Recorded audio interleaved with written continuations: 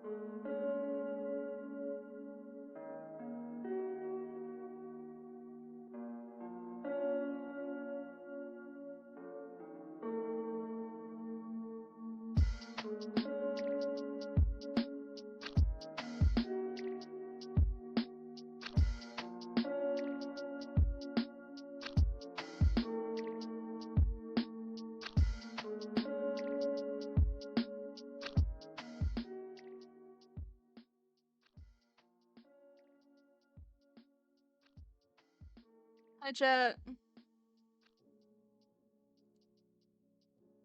Hi, guys. Oh, it's just hair. Something touched my wrist and I was like, oh, my ear's itchy. Oh my god, I have so much freaking earwax in my ears, y'all. It's so gross. I've been struggling.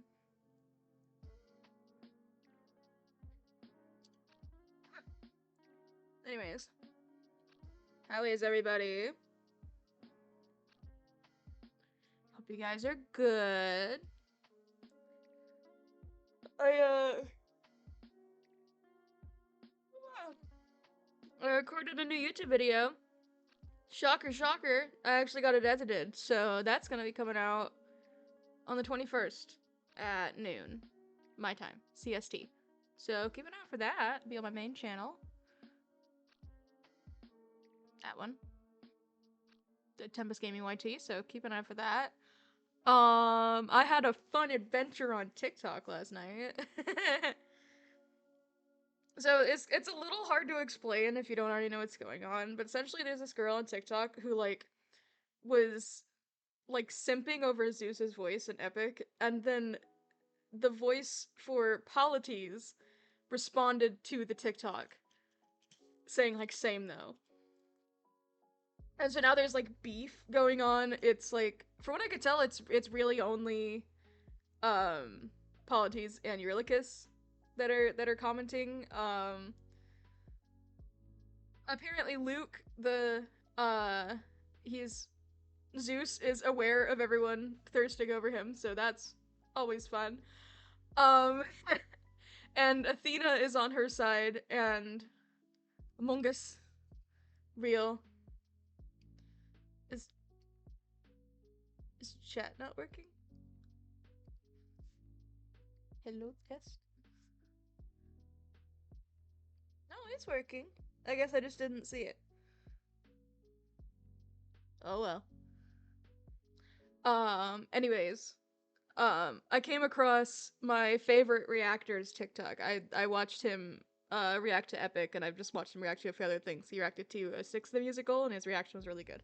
Anyways, point being, he was like, I'm on Polites' side, because Polites is my boy. And I was like, I gotta stand with my guy here. I gotta stand with my favorite Reactor. And then he liked the comment, and I was just like, damn, okay, cool. I got noticed by my favorite Reactor. And then this morning, so yesterday I came across the guy who plays Hermes, Troy. He's really nice. I came across his TikTok, and so I was following him. So I was really early to one of his posts where he was talking about releasing a new song, and I really liked it. So I commented saying like immediately added to my playlist, and he responded within like a minute saying like let's go. So I got noticed by fucking Hermes today. So it's been a weird day so far.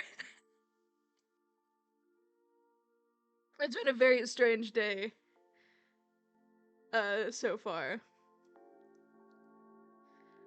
But anyways, we're playing. Okay, so my friend, who is here in chat, hello Momo, wanted me to play this game. Yeah, there you are. Hi Momo.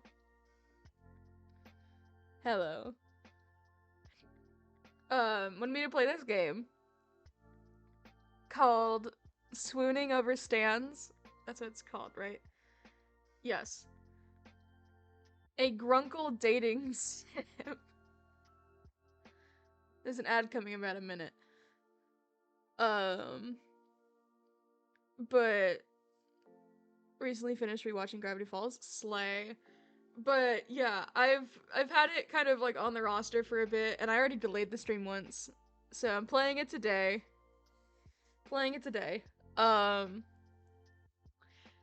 It's definitely not the weirdest thing I've played, I don't think. I think that title would have to go to Minecraft Love Hunt, especially if we're talking about dating sims. That's probably the strangest game I've played in terms of just straight up content. This doesn't actually surprise me that much. This isn't all that weird, really.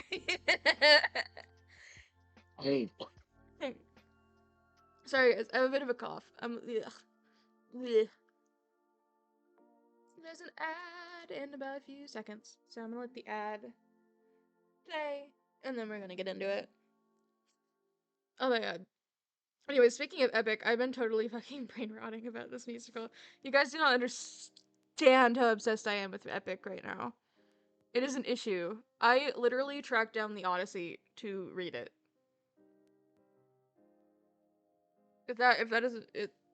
If that's not being brain rotting about this, being like super hyper fixated on it, then I don't know what is. Because holy shit. I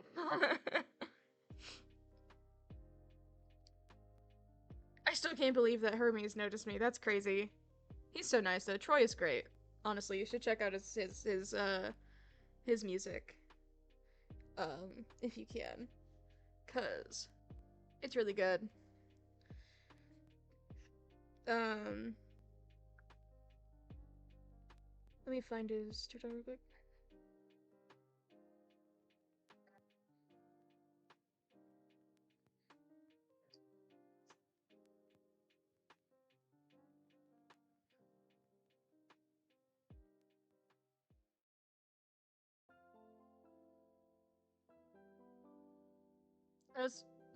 There. I know it's backwards, but it's fine. Just take a screenshot and then reverse it. That's his... That's his, TikTok.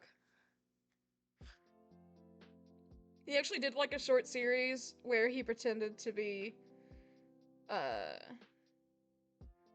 where he played as Hermes, hanging out with Jay, the creator of Epic, around the time when the Cersei saga was just coming out. So he's cool. I think you guys should go follow him. Okay, ad break is almost over, and then we can start. I'm glad I can look over here again. Recording the video was hard because I'm really used to streaming and like kind of watching myself over here and like looking at chat. So I had to like force myself to not do that, like look at the camera, which is really hard for me. Because I'm so used to looking over here, obviously. Anyways. There we go, there's the game. So, yeah. I think this game has music, so we're gonna go ahead and turn off the music. I don't know. I tried to download the sound thing, and it didn't work, so... When do we play this game so bad? It's so real of you, actually. My nose is running so much. I'm sorry. I think I'm actually getting a little sick. I don't know. But I couldn't get it to work, so like I hope that there's still sound. I don't know. Also, hold on, my mouse is gone again. Let me fix it.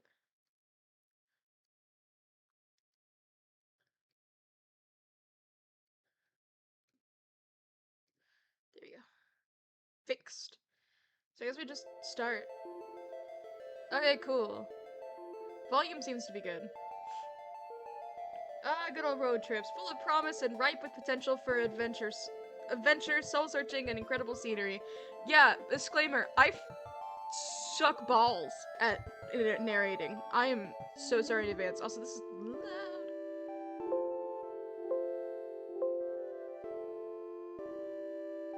It's loud in my ears. It's good. Or at least that's what you thought before the novelty wore thin. As of now, your legs are cramping up, you've exhausted your travel playlist 2 times over, and your stomach is begging for something to eat. On top of all that, you're pretty sure you're lost. Driving through Oregon paints a picture of trees, trees, and more trees, especially on the endless winding roads that you're taking up north. All that breaks the pattern is a sign that zips past with words that you're just able to make out. Gravity Falls. The road continues on, giant redwoods looming on both sides. You find yourself anticipating something because as you drive on, you can feel it. Something strange is bound to happen here. Something weird. And that's when it happens. Your car picks up speed. Oh, that's lovely. The change came out of nowhere, and you quickly put your foot on the brakes, but horrifyingly, the car seems to be driving on its own willpower. Deeply concerning. Trying to stay calm despite the panic welling in your chest, you pull the emergency brake, only to find the car resisting keeps moving forward like something is pulling it. The car begins to rattle, the wheels screech against the country road, and you're screaming until... Oof. Oh god, do we crash into the fucking mystery shack? Oh no. There's... smoke. Oh god. Oh no. Why is there smoke? You cough, fumble for the door, and manage to undo the lock just before the door is wrenched outward from your grasp. Something lands on your shoulder. A hand. Are you alright? Hi! Listen, I know like I was saying it's kind of weird, but I'm probably gonna be, like... I'm not gonna finish that sentence, actually. Listen. A man stands at your open car door. I'm grinning like an idiot. Oh, it'll be such a pleasure to have you here in chat, Momo. His hand on your shoulder leaves to tilt your head up. Oh, and he pulls a flashlight from his coat, shining it in your eyes. 2 blinks and he lets your chin go. I would fold so fucking fast, actually. I would fold so fast if this motherfucker, like... Listen. Hear me Hear me out. Okay. Hear me out. Listen, okay, wait. Especially on Google Stan though, like the zombie episode. Okay, hear me out. Hear me out.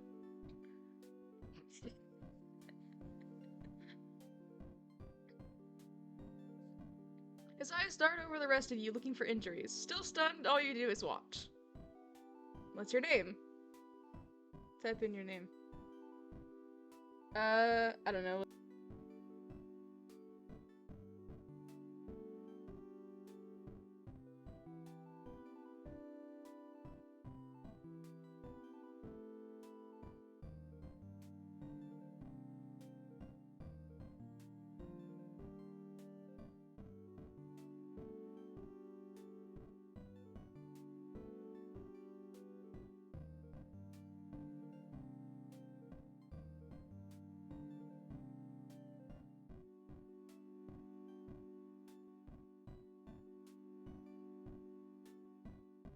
Oh no, my microphone's not working. Oh no! What happened? Why did it mute? Oh, I just realized I put M as my mute button. Oopsie.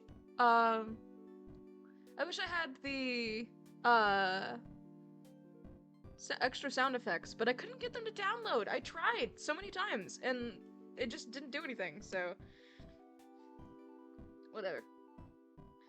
Poindexter, this better not be one of your experiments again. I've had this place rebuilt too many times to... Well, hello. The owner of the voice walks out of the house and stops slack-jawed at the side of your car and the side of, you're guessing, his house. You must have hit your head earlier, because you could swear you're seeing double. You are so down bad, bestie.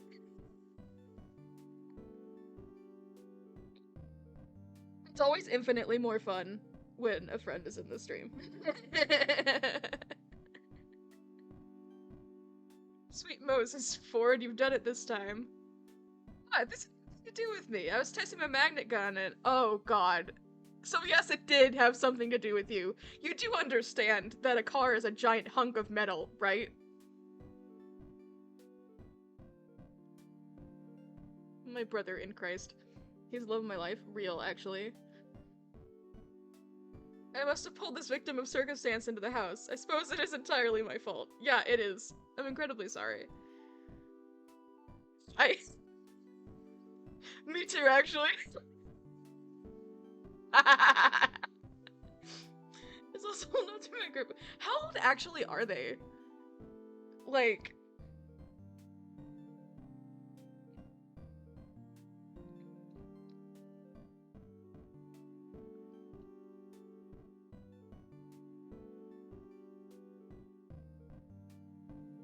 Pushing 70. So yeah, like mid to early 60s. Alright, so like not actually that much younger than my actual grandfather. But still. It's different, okay. No, that's so funny though. I think I should cry.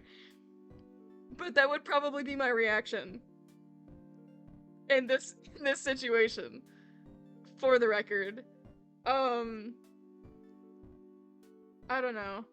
I'll reassure him. Unsure of why you're reassuring this mystery man who just wrecked your car, you give an awkward shrug. It's alright? Me. No, I must have done something wrong. A wire mix-up, perhaps, or the... potentiometer? Christ. They're talking about your other mistake, Sixer. Oh, right. Hey look, it's fine, alright? Sure, there's a dent in the hood from the shack signage, and a crack in the windshield that looks like an ominous triangle.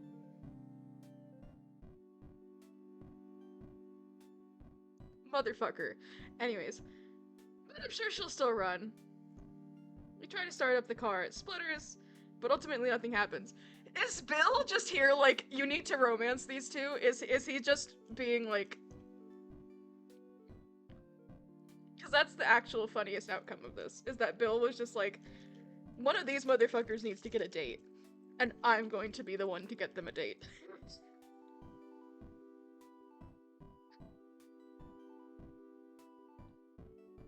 Don't answer that.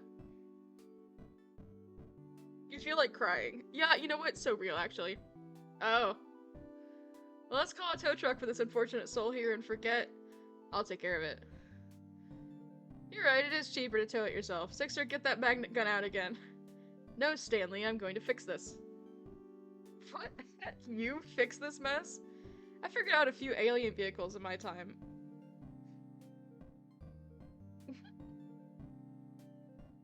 Nah, you kidding me? It takes some sort of miracle worker to bring this baby back to life, and this miracle worker is on vacation. Stanley, a moment. Ford and Stanley turn away and you're left to your thoughts. Who can anticipate a car accident like this in the middle of a road trip? You can take care of the car, but how are you going to get home? They run buses out here, right? So you take a bus out of here and then... I drank too much water too fast. Oh, my tummy. Whew. Ford clears his throat, shifting a little awkwardly in place. Oh, look at him. Seems like they finished their talk. So, there are a few options. My brother Stanley here could drive you out of town to find a place to stay for the night, or you could stay the night here. I have some maps and information you could look at in the gift shop, and in the morning we can help you with your car. What do you say? Just as you're about to answer, another high-pitched voice comes from inside the house. Mabel! Mabel the beloved. We do love Mabel. She's cute. She's adorable. Grunkle Stan, picture this. A whole week of, oh my gosh. Where's she? Oh my god, I love her. She looks so cute. Staying in Stan's bed. For real though. My nose is so gross and runny. Oh. Guys, I think I'm getting sick. This is homophobic. How dare. The girl that runs out of the house comes to a halt at the side of your car. Oh, great. Grunkle Ford? I wish I could do her voice. I would absolutely try to, but I can't. Why is everyone automatically thinks I'm at fault? Because you are. Well, this time it is my fault. But I've invited Tempest to stay. Okay. But I've invited Tempest here to stay with us for the night. Christ. If he'd like. I'm sure I could fix this. I just have to figure out how. Slay. Stanley sighs. I can take a look. Being on vacation's pretty boring, and the old Stanmobile hasn't needed a tune-up yet, so it wouldn't be too bad to work on something in the meantime. Thank you, Stanley. I'm sure I could put something together from the gadgets I have lying around if you need any specialized tools to help you with the job. And let me introduce myself. I'm Mabel. You can ask me anything. I pretty much know everything there is to know about this place. Wait, hold on. I haven't even said anything yet. I appreciate your offer to let me stay. And to repair your car. Yeah, it'll be good as new in my hands. I mean, look at my Stanmobile. She's been through the ringer who knows how many times, and she's still a beaut. He points out a red car parked a distance away. You can't really see how beautiful it is at this distance, but he sounds really confident. Well, this turn of events is... I mean, I think it's a good thing, but... fortuitous. Free repairs, free lodging, there's no better deal to be found, and if things don't work out, the town probably has some sort of auto repair shop you can head to instead. Well, I accept. Thanks for the help. And my apologies again. What an embarrassment. I must have made such an elementary mistake. No, I think there's some other intervention here, but they don't know that. Oh my god, my nose! Guys! As the pines lead you inside the house, Mabel leaves her number in your phone for you to call whenever, and you find out that Ford's twin goes by Stan. This part's the house, but just outside that door is the Mystery Shack. Hey, you ever been to the Mystery Shack before? I wanted to, actually. I saw a bumper sticker while I was on the road and got curious. You're interrupted by a loud, triumphant ha! Those bumper stickers were a good investment, and Sixer says they're too plain and graphically simplistic and don't even have an address on them, Stanley. How is anyone supposed to find the place to attract customers? Sixer, did you hear that? Well, they are graphically simplistic. I don't know how he found the place, let alone thought what is the Mystery Shack was compelling. I kind of liked it.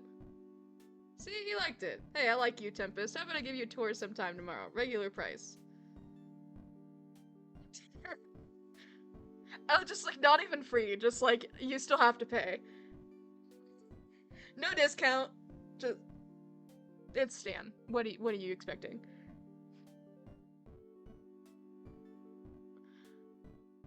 Tomorrow, then I'll have to squeeze all my get to know you questions in today. Tempest, tell me, capybara, yes or no? At that moment, a boy passes in the hallway at the far doorway, and Ford calls out to him. Dipper, my boy, I'm surprised I didn't see you run out to the scene of the crime. Crime? What crime? I have an alibi. I sweat. Oh, you have someone with you. Hi, bestie. Always wear the hat. He's wearing Wendy's hat. That's so cute. Hey, I'm not suspicious at all. Did you see that car on the side of the shack, though? For a second, I thought the Manitors were back with a grudge. Yes, about that. Dipper, me Tempest. I've, stranded his car here by accident. He's staying here for the time being. Sorry, stranded his car here? You crashed it? He's on the grind and I respect that. You know what? Honestly, I also respect it. I do also respect it.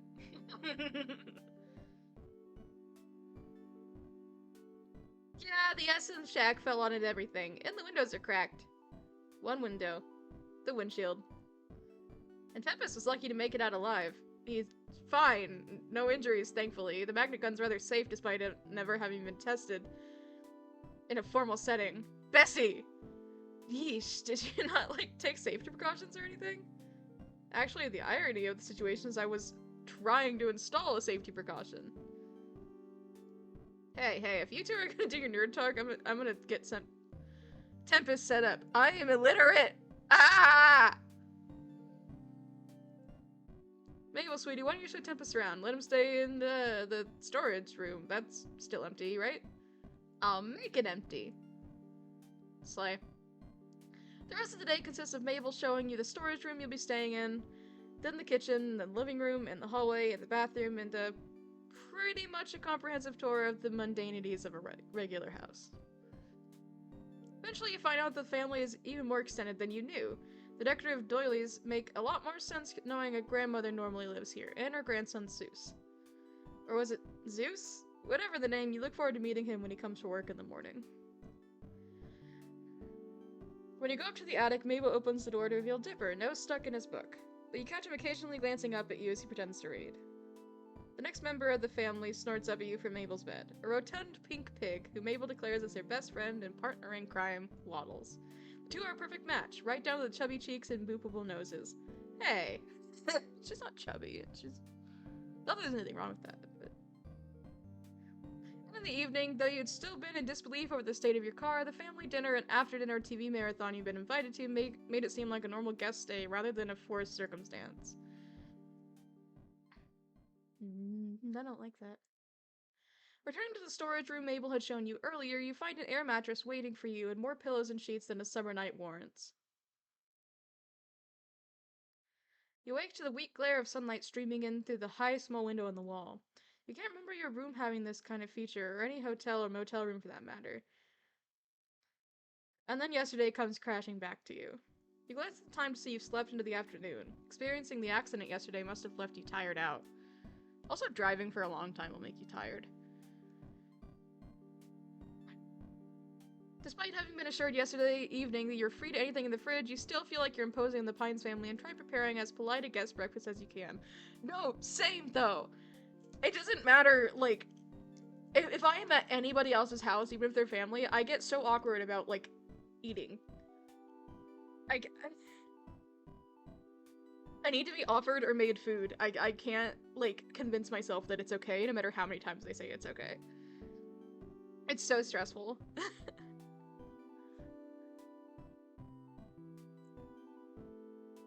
You wash your dishes in the sink before you leave, and just as you're about to exit the kitchen, you bump into Ford. Excuse. Oh, yes, from yesterday, of course. For a good, solid moment, Ford regards you in awkward silence. No, that's so real. Right? Say, Momo, about how long is this game, give or take? I'm not saying I want to end it so soon, obviously. I don't want to make it sound like I'm saying that, but like, that way I can kind of have an idea of how long this is going to be and if I'll have to split it into more than one stream. Yes? Oh, yeah, I need to log my meal. Well, I wait for you to answer that. I'm gonna put my meal in my app thingy.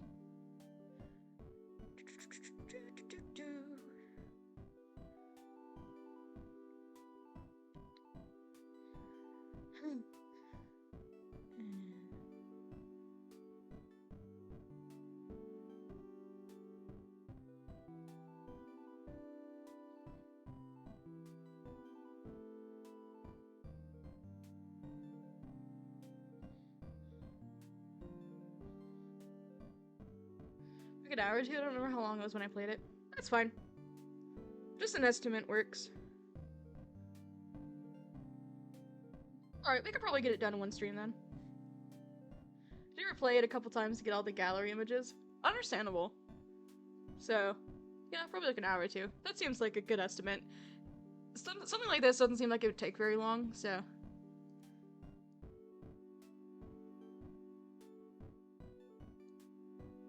Ford clears his throat. I believe Stanley's taking a look at your car outside if you want to be there for it. You give it on and make sure to leave for real this time when Ford speaks up again. And Tempest, I'm sorry again for the accident. If I'd been smarter about, well, let's just say it's entirely my fault and you shouldn't worry about this at all. When it comes down to it, Stanley does have a knack for cars. I'll predict you'll be back on the road in a matter of weeks. Weeks. You can't keep the dismay off your face and can't really bring yourself to try to either. What am I gonna do with weeks? Ford, you'd gone kind of uncomfortable and closed off when your face fell, recovers at the prospect of a question he can answer. Well, there's the town to tour, of course. Yeah, and the mystery shack. If you ask me, all that pales in comparison to... Hold on, do you hear that? Ford turns to the kitchen doorway to investigate. Sounds like... Oh boy. The sound comes again, and this time you hear it as well. The squeal of a pig, followed by a pair of quick footsteps running down the stairs. Waddles tumbles past the open kitchen doorway, and Mabel comes into view soon after, a few sheets of paper clutched in hand. Ford steps quickly out of the kitchen, and you follow to the doorway, getting there just in time to see the apparent tug-of-war between Mabel and her pig over a saliva-covered sheet of paper. The paper rips, and after nearly toppling backward from her efforts, Mabel recovers, snatching the scrap of ripped paper from Waddle's jaws and lifting both pieces up victoriously. Haha! Mabel wins again. Now I just gotta find Uncle Ford. Ford, who'd run forward and held a hand out to steady this energetic child when she'd been in danger of toppling over, now finds a number of crumpled sheets of paper shoved into his hands. Mabel tugs urgently at his coat. Uncle Ford, you've gotta help me! Ford kneels down to face Mabel with a serious, though concerned look. Slow down, Mabel. What's the matter? Dipper's found a stack of pages from your old journals, and I walked in and Waddles ran up and started eating one. He must have been chewing on it to warn me, Grunkle Ford, because look! Mabel takes the ripped halves of paper back from Ford's hand and joins them together, holding it up for Ford to see. I see. And you took it as a warning? Aw. Yes, it says here that he eats small dogs, and Waddles is a small pig, but he sort of looks like a dog from far away, and Waddles was a fear for his life. Waddles seems to second this notion with a snort. Or not, as it seems the pig is lounging adorably a short distance away in the hallway. You can't imagine what this dangerous predator could be. Some kind of wolf? Something bigger? You're suddenly not so keen on staying anymore. Remember the pterodactyl I told you about? Waddles was so scared that time I can't let him leave my side. Pterodactyl? You suppose pigs are allowed in museums around here? Right, we canonically wouldn't know what the hell they're talking about. How about I finish that repellent I never got around to completing? That'll keep Waddles safe from harm. Mabel flops down on the floor in relief. So real. Go Ford, you're an actual lifesaver. Waddles, you have nothing to fear. Ford chuckles, lifting himself out of the kneel and standing back up. Alright, I'll go get my recipe. Ford turns to leave, and you suddenly remember that with nothing better to do for the weeks you're going to be here, it wouldn't hurt to get to know Ford. He seems to know what there is to do around town anyway, and you'll need that to not die of boredom in the first week. Or, more pressingly, you could go check on your car and see what Stan's made of it so far. You're not exactly eager to face seeing your car on the side of the house again, though. Oh, okay, we have a choice here. Well, Momo, this is the game that you wanted me to play, so which one do you want me to go after? I'm good with either. I'm just kind of here for the fun. Stan? You want me to go after Stan? Okay.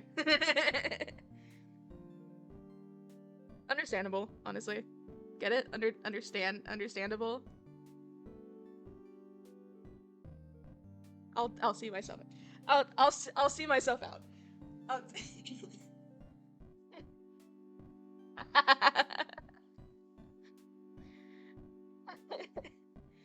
Okay, check on your car.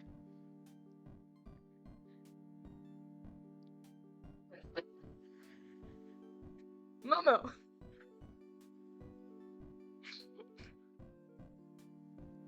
That is immortalized forever now. That is immortalized in my stream forever now. I hope you know this. No, it's okay. It's okay. I'm laughing. It's okay. This is why I wanted you here. I knew you'd be freaky as hell, and I love it.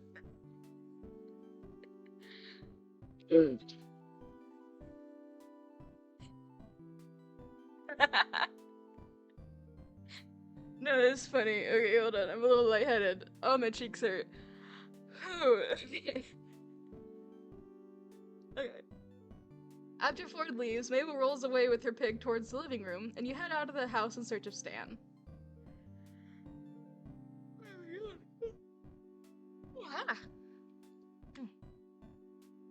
Mystery Shacks would only have 4 main sides, but you feel like you've made your rounds past 5 of them before finally seeing your absolute wreck of a car. You swear it looks even worse than it did when you crashed it. Stan stands before it, hands on his hips as he looks at the large wooden S that's made its indent in the car's hood. How bad is it? Can't tell yet. Not till I get this letter off the hood. That S never did like to stay in place. Mystery hack, huh? Look, if you're gonna insult me... Oh, you were reading the sign. I'm fixing that later, alright? Just avert your eyes, don't look at it. They'll offer to help him. Guess we should fix it as soon as possible, then. Sounds good to me. Give me a hand here, would ya? Stan directs you to help him push the wooden S off the car. It stalls a little in its own dent, but with another firm shove, its end meets the ground. Stan gives it another push with a grunt, and it tips, falling completely to the ground with a whoomp.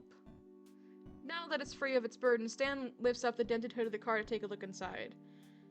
He hums and huhs, and rubs a hand over his chin in thought, walking over to his toolbox and grabbing a tool for walking back, still assessing the damage.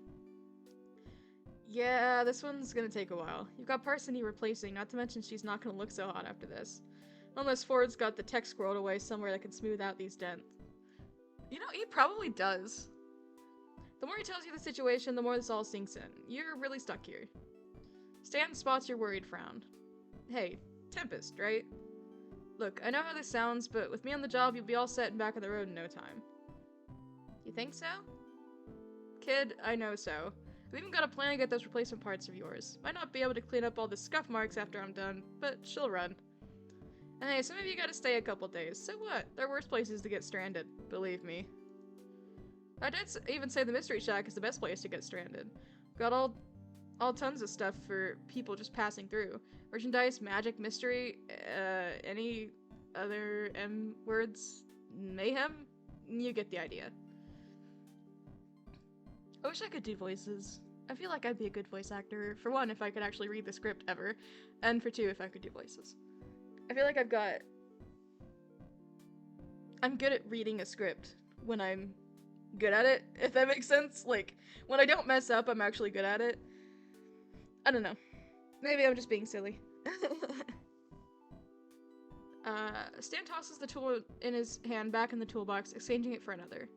He works for a while longer in your silence, metallic clanks and the occasional heavy breath of all that mixes in with the sounds of the outdoors. You stand by, awkward, uncomfortable, and a little useless. Can I help with anything? Know anything about cars? No. He's so baby girl. Real? I will not argue with you on that. Hold on, I got text.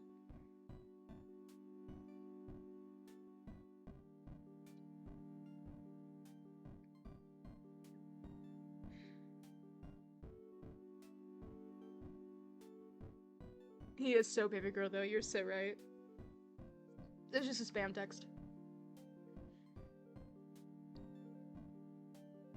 Stan straightens, cracks his back, and sets down a tool for leaning casually against the nearest load-bearing surface. He wipes his forehead, lets his hand fall to his waist, and gives you an assessing look. How about collages? Tall tales? Improv? Yeah, I think I can handle that, but what does that have to do with this? You gesture at your stranded car, held in limbo between life and death by nothing other than Stan Pines' car expertise and a little luck. Nothing. I was planning on having you help me and Seuss around the shack, a favor for a favor. What do you say? Well, it's more interesting than helping Ford with his pest problem. You accept. Alright, follow me.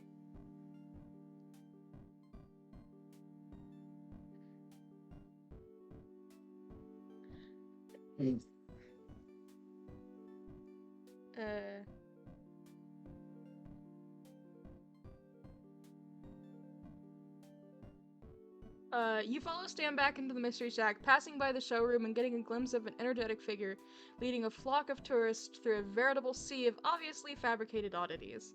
That was fun to say. I liked that.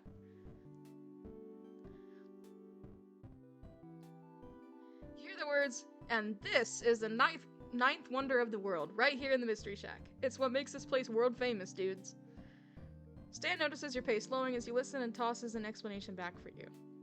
That's Seuss. During operating hours, he's the Mystery Shack's one and only Mr. Mystery. I told him he didn't have to keep the shack running while he's on vacation, but the kid's got a passion for the role. You interested in this kind of stuff? I was thinking about going on a tour. Feels weird now that you're staying at a tourist trap, though. You were kind of gonna poke fun at the exhibits. Hard to do when you have to live around your tour guide. It's fine, really. Nah, I think I want to give you a tour of the place. You get one from the founder himself. You ever hear one of my plugs on the radio? You weren't really paying attention to the radio during the drive, just taking in the Oregon scenery. See the signs pointing to this place for over a mile down the road? Again, you were preoccupied with the Oregon scenery, but you guess you did see some signs with question marks on them. That's some vague advertising. Just seeing what works. Bumper stickers, huh? Ha! Still got one on Ford. Anyways, follow me, folks. Well, folk. Get ready to be amazed. Stan starts leading you back the way you came. You trail behind him a little skeptical, but definitely curious. Didn't you say the founder would lead this tour? Is Seuss the founder? Stan laughs. What? No, I'm the founder. Built this place from the ground up. Well, metaphorically speaking, I mean the house was here and the junk was here, but I was the one who spun this place into a wondrous house of mysterious junk. Stan gestures with his arms like he's smoothing out a rainbow. You're not very impressed. Prepare to be amazed. You're still not very impressed, but his energy gets you hoping you'll be amazed anyway. There's a tour group in the showroom right now, so I'll be taking you on a different cycle that completely misses them. We're starting in the gift shop. Slay. This music is really nice, by the way. Is it loud enough? I forgot to ask. You enter the gift shop, a simple room crowded top to bottom with standard tourist souvenirs and merchandise. You see t-shirts with question marks, mugs with question marks, and pretty much everything has question marks. In the corner of the room stands a lumpy attempt of a statue, labeled the Founder, recognizable as Stan only by the nose and glasses. This room usually comes up after I butter the customers up to buying things, but since you're staying a while, I'll have plenty of time to sell you stuff later. Yeah, that's good. Nice. Take a look around. If you see an impulse buy, make it. Nothing like trusting your instincts. Founder statue. Yeah, I shouldn't ask Mabel to carve it. Gotta admit that every version of me got a charming smile, though. Cute. Jar of eyeballs. Thought we sold this thing years ago. Nah, I forgot to put a price on it. Just has a $ sign on it. Stan takes a dark marker and squeezes in a $9.99. Then he goes back and makes it $29.99. That jar's got a lot of eyeballs. T-shirt. Who doesn't love a good souvenir t-shirt? They're great for layering. And they've got the characteristic Mystery Shack question mark on them. What makes it a Mystery Shack question mark instead of just a regular question mark? You ask too many questions. Or do you?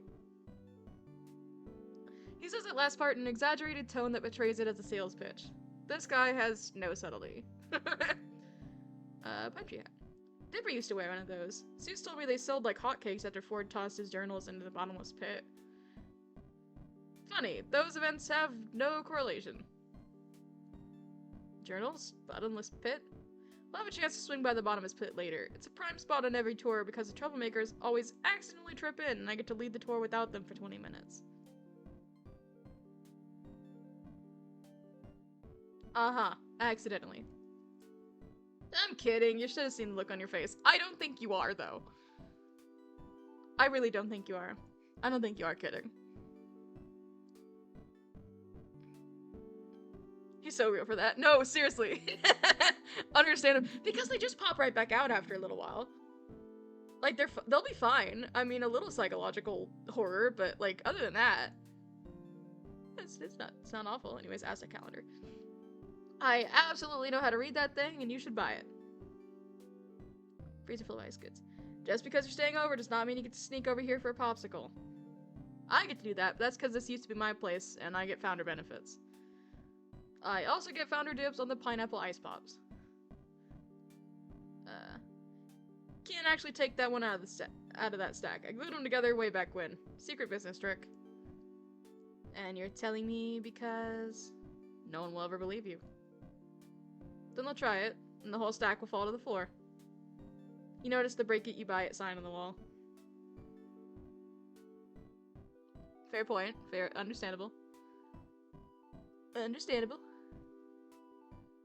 Employee of every month. Zeus has always been the hardest worker in the place. It's only natural to hand it over to him. Guess we're done looking then. You sure? Well, I think I hear the tour group heading out of the showroom anyway. Slay.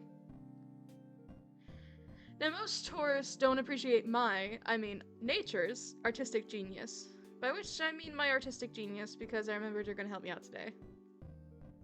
You don't think up a money-making wonder like the Sasquatch by having a boring 9-to-5 office job. You think it up and wonder, why hasn't anyone found the Sasquatch? Could it be that his name has been mispronounced this whole time? Anyways, just let me know when you've soaked up enough inspiration from this room, because you're gonna need to use it right after.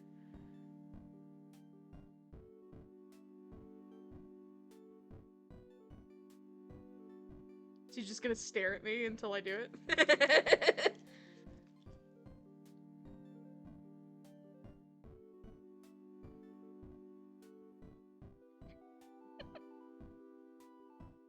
Okay.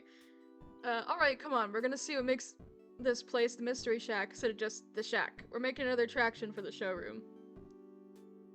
You follow Stan through the living room to the kitchen, where stuffing and animal parts are strewn across the surface to your left.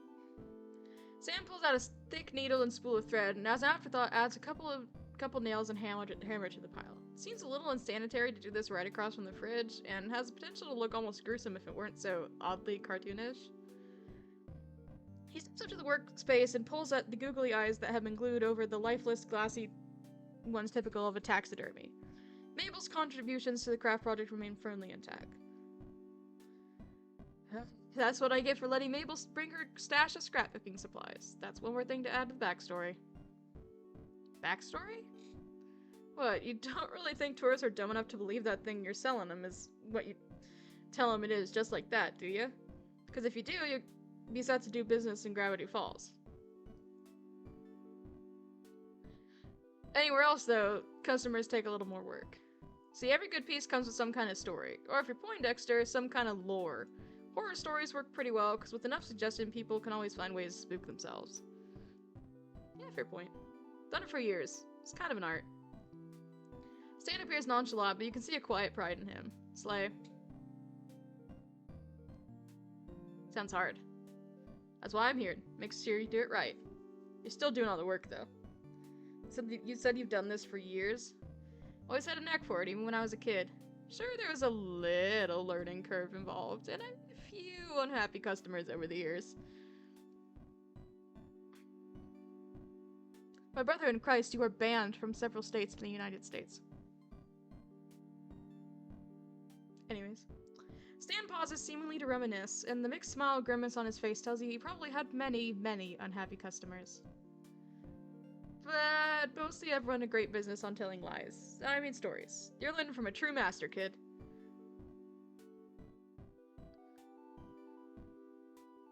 So why don't you run this place anymore? Stan's grin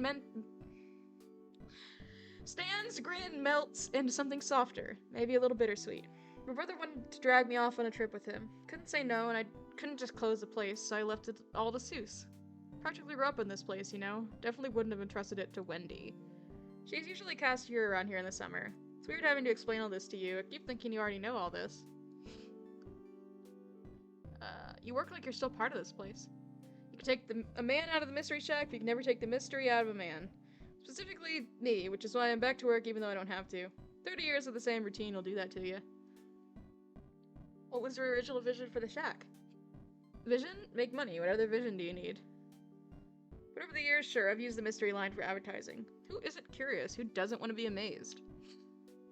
Kids are the most skeptical of the bunch, though, let me tell you. Once they hit about 8 or 9, they love trying to prove it's all fake. Then they get older and realize there's nothing good left in the world unless you pretend there is, and everyone pretends along with you, because they're all desperate.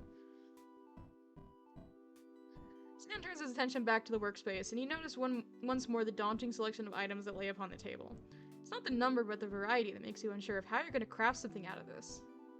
Yeah, I don't know what you're going to do with this stuff. Surprise me. Stan walks off to the side to, you guess, do some work of his own. You're glad he's not going to watch you the whole way through.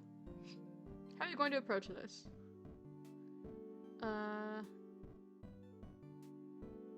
Keep things a nice mix of matched and mismatched. How should you keep these parts attached? Use some hand stitching and really tie this all together. Okay, you have a base to work off. What next?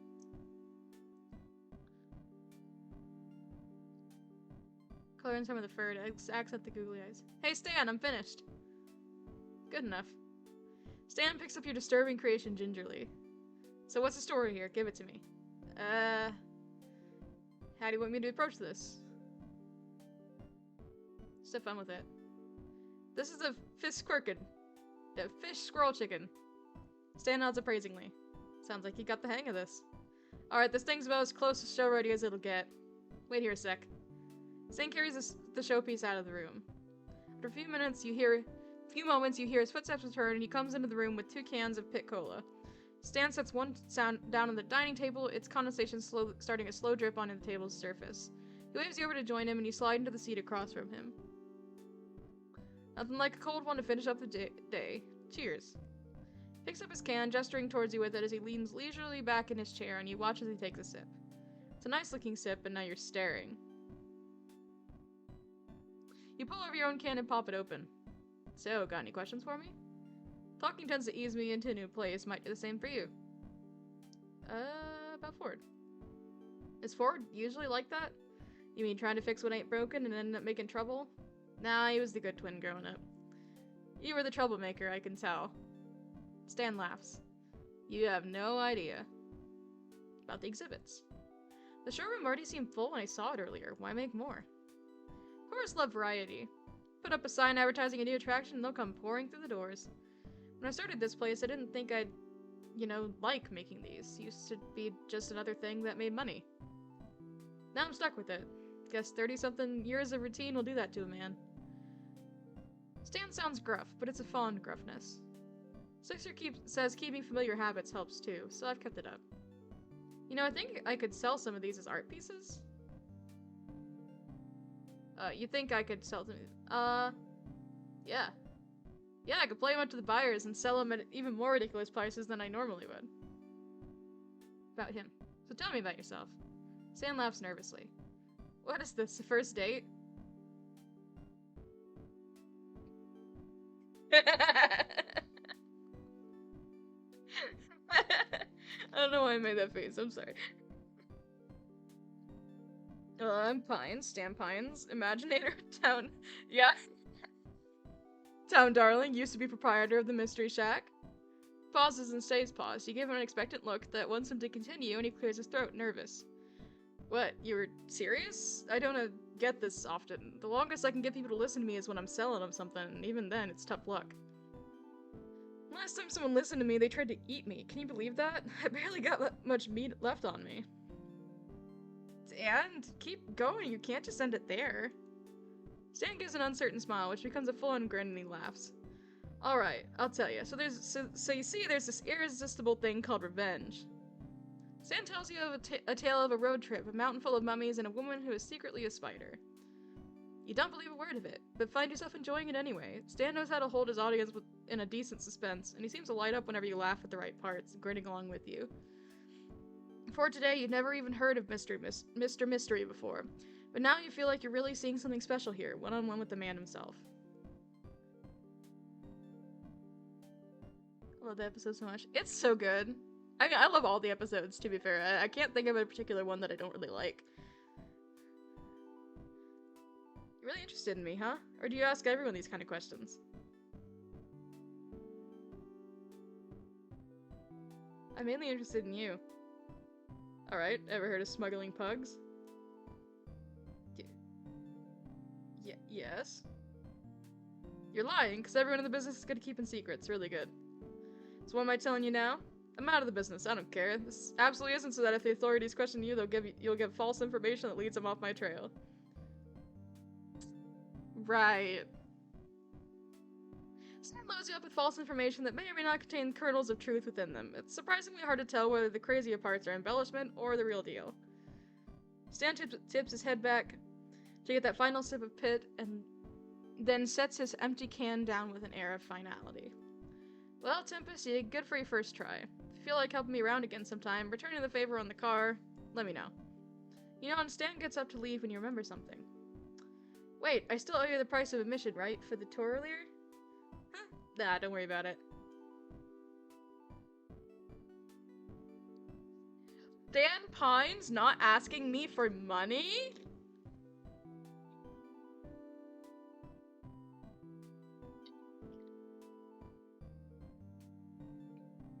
Gives me something to hold over you if I need it. Okay, you know, that sounds more like Stan. Okay. He says that and leaves, but even from what little you've seen from him, you feel like Stan's not the type to really hold that over you. At least not for anything serious. This tourist trap... Christ! This tourist trap might have more to offer you than you thought.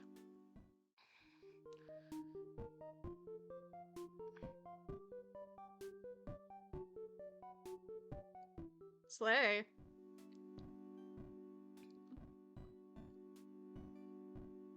I don't know, I think I'm doing pretty good. You wake up to a loud crash downstairs. Not entirely uncommon in this house, you're quickly finding out, but still disconcerting. More clatters and thumps lead you to the kitchen, where Mabel teeters on a short step ladder in front of the pantry. She standing on her tiptoes, she reaches as high as she can for a small yellow box on the top shelf. Pancake mix. Without a word, you go to her side and pluck the box from the shelf for her, placing it into her outstretched hand. Oh, Tempest, thank you! Grunkle Stan put it on the top shelf for some reason, but I need some Mabel cakes. It's a breakfast emergency. She waggles her free fingers in your face and you can't help but laugh. You can tell the house becomes more alive when this kid's around. Wanna help me make them? We only need chocolate milk, coffee, pink food coloring, and pot of Goldos to make this breakfast dream a breakfast reality. As delicious as that sounds, you're inclined to ask where the coffee comes from into the mix when you realize the house is suspiciously quiet. Mabel, where is everybody? Oh, Grunkle Stan needed stuff for your car, so you went to go get mechy techie stuff for that. I think Grunkle Ford's somewhere. He heard the abominable bro man was trying to steal soda from campers, so he went to help them out. Yep, that's where he went. Totally knew that. So left you guys to make breakfast on your own? You don't know the family well enough to yet to know this is commonplace, so the idea of leaving two teenagers alone to fend for themselves seems fine. If one of the teenagers wasn't Mabel, anyway. You still don't know how coffee fits into her Mabel cakes, but now you don't really want to know. Dipper attempts to hide the pancake mix from Mabel while she's grabbing the chocolate milk from the fridge. Apparently, he doesn't want to find out either. Mabel, while your Mabel cakes sound absolutely divine, why don't we... Quick, think of something so don't hurt her feelings. Go out for breakfast? Is there somewhere we can go out to get breakfast? We should really save the Mabel cakes till your great uncles get back. I know they wouldn't want to miss them. But I want to perfect my recipe! I have to get better at cooking and baking and stuff so I can survive out there in the world. Slay, honestly, me too. What if in high school I have to bake stuff and people are better than me? Mabel looks very agitated, tugging at her hair with both hands. Oh no. If I can't make...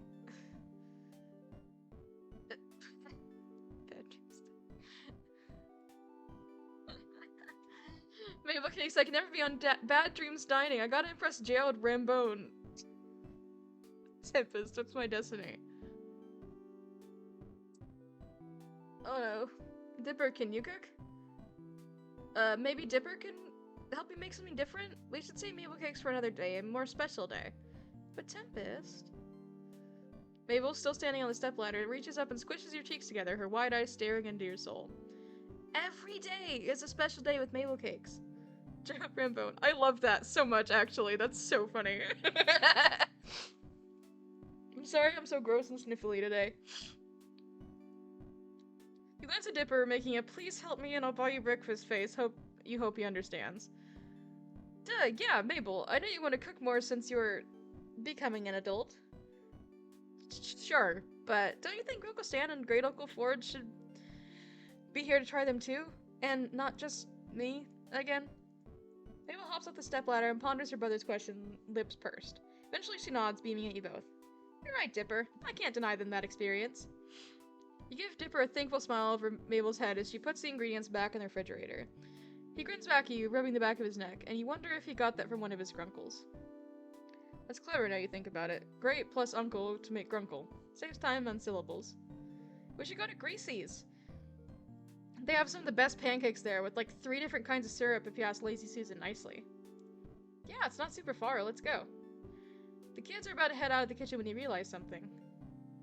Wait, aren't you gonna leave a note for your grunkles about where we're going? Oh, right, good call. Dipper scribbles out a note for Stan and Ford and sticks it on the front door of the shack with one of Mabel's stickers. Slay. The kids lead the way towards the town, explaining various landmarks and the wild and wonderful stories attached to them along the way. This is where we saw those 2 ghosty old people in a convenience store. Strange, but you know, regardless. Maybe she just meant they were so old they looked like ghosts.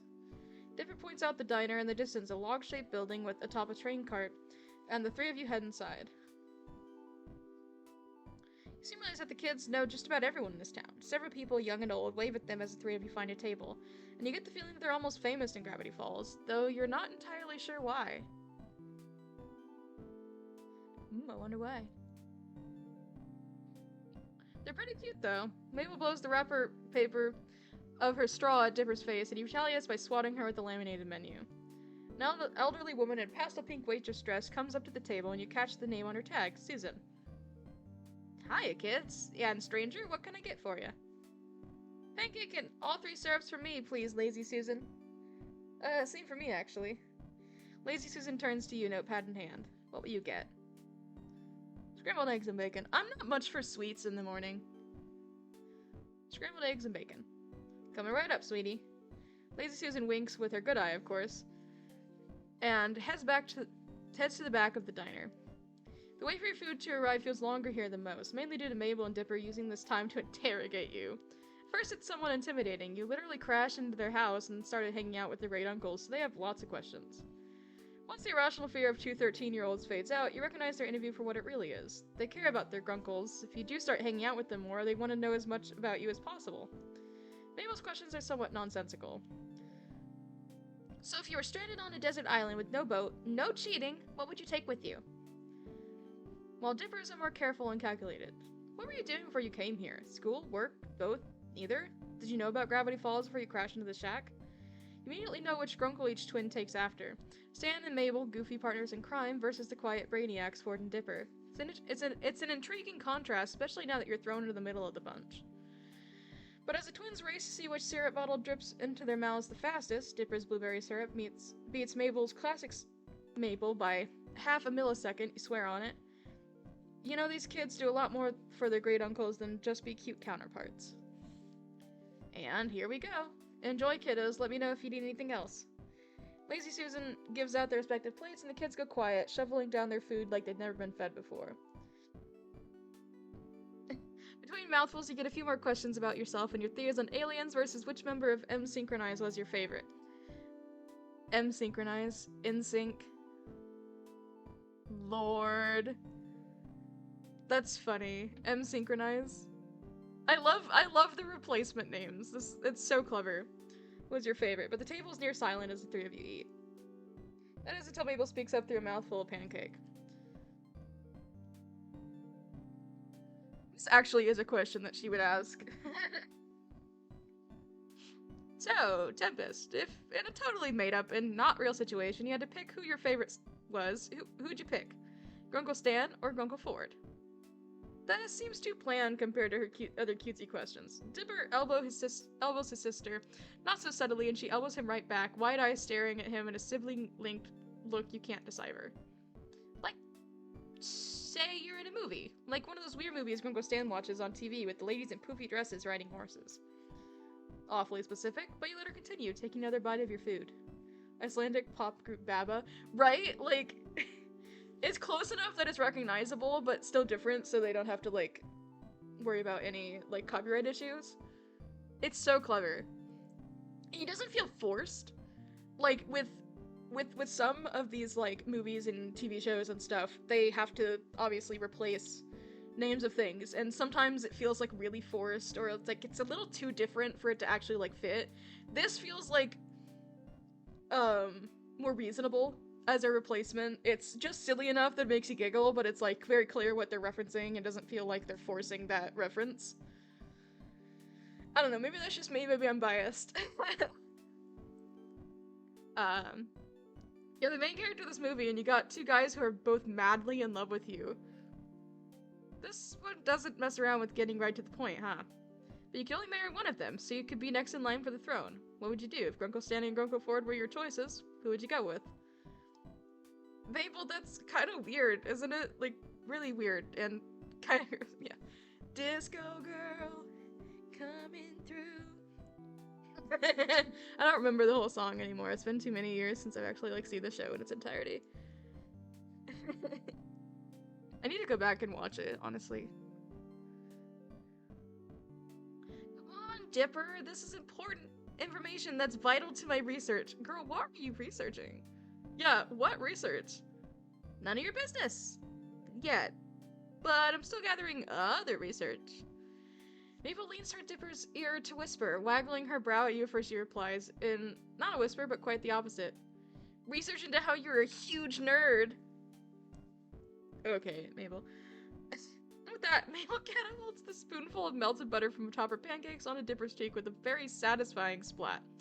Dipper jerks and disgust retaliates by smearing strawberry syrup on Mabel's nose. Finished rewatching the cried real tears during some episode. No, seriously though, fair. A drop of stickiness plopping onto her sweater. Ew, gross. You're gross.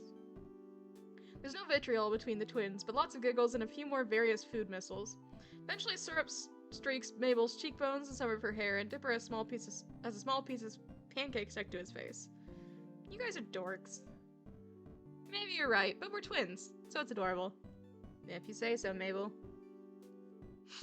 Wait, quick, Tempest, take a picture of us while Dipper's got pancake on his face. Of what? He swipes quickly at his face and after several passes gets it off.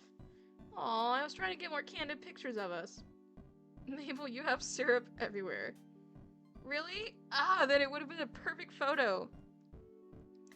Here, let me get it. Your hands are sticky enough. You get back up with napkin in hand and try to wipe some of the syrup off Mabel's cheeks. The excess syrup swipes off easily, but a good portion doesn't budge. I mean, maybe syrup as makeup is the next new look. Oh, there's an ad. We wait until the ad is over.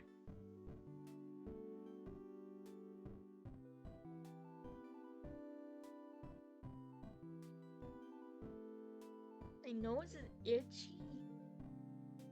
and runny. This is gross. I'm gross. I'm also kind of tired. But, like, not that tired.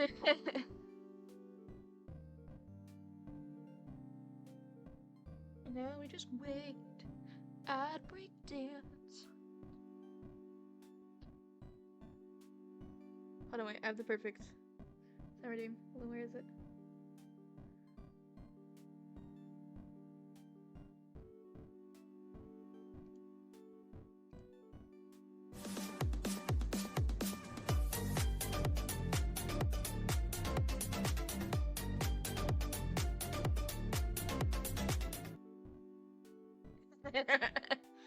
I like being in control of my own sound redeems. I can redeem them whenever I want.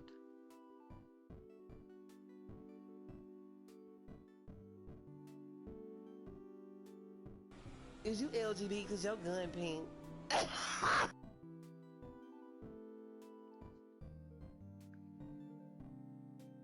Anyways, continuing. That's one word for it, kid. We wondered where you went once we came back to a suspiciously quiet house. If it weren't for Dipper's note, we would have been worried. Sixer would have been worried. I tried to tell him you kids pull this kind of stuff all the time, heading out unannounced, putting stress on your poor old grunkle's heart. He puts a hand over his heart dramatically.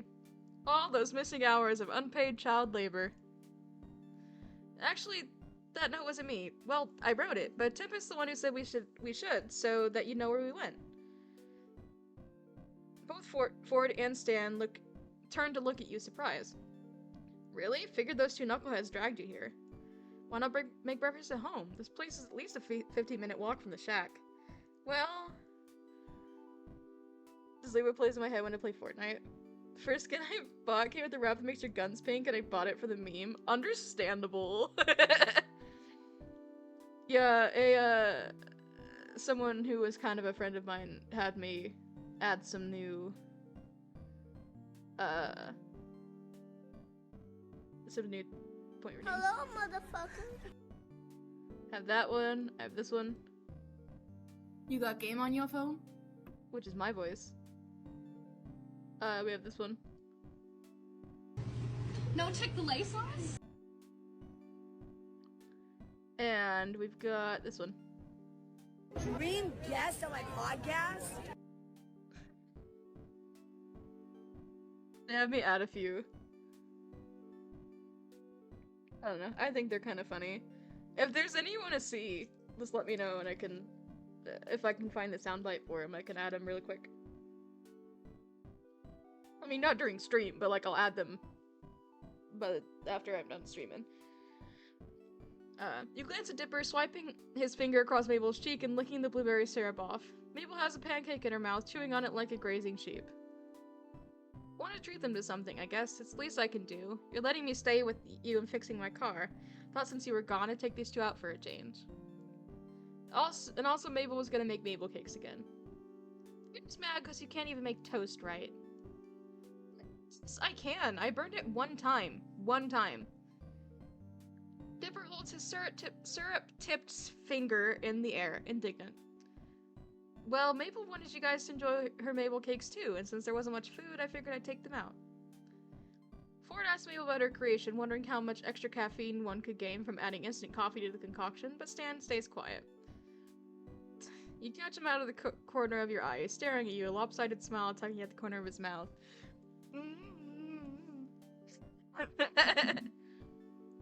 Thanks, Tempest. Appreciate it. He's blushing!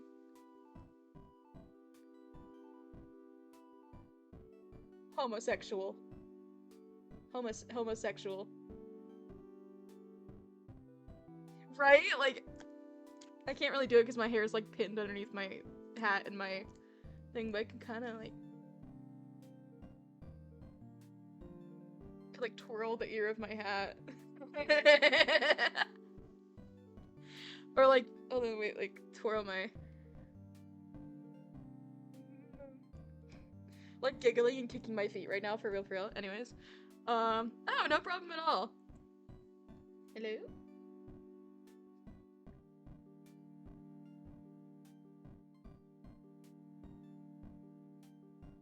Ooh, hold on. Important question being asked of me.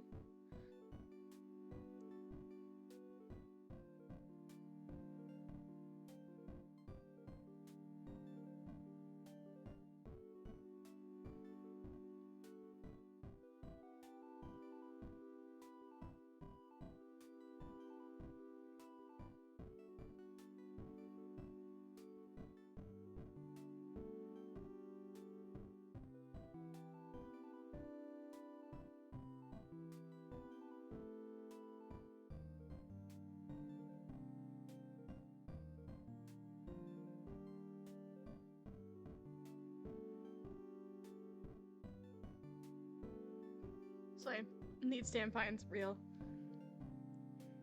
Someone's asking, they're going to like a convention and they only have time to either make a cosplay for a friend's meetup or make a prop for the competition they're in. And I said, like, I guess it just depends on which one is more important to you. Is it more important that you do well in the competition, or is it more important that you get to hang out with your friend? Because if they would, you know, work on the one that you deem is more important, we can't make that decision for you.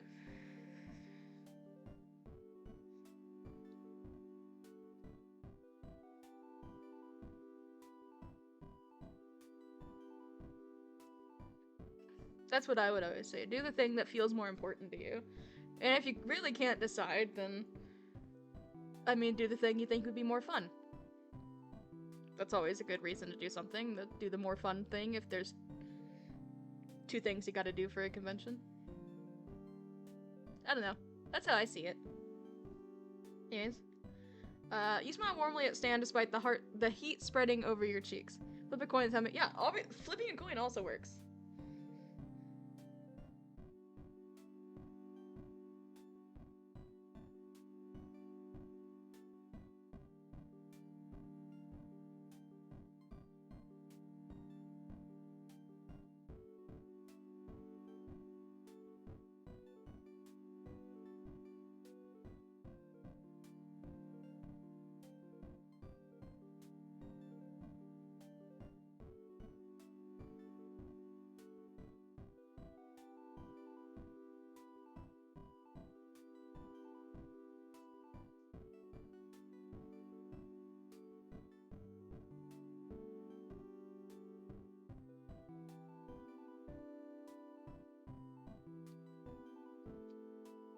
Okay, they said, like, both of them are really important.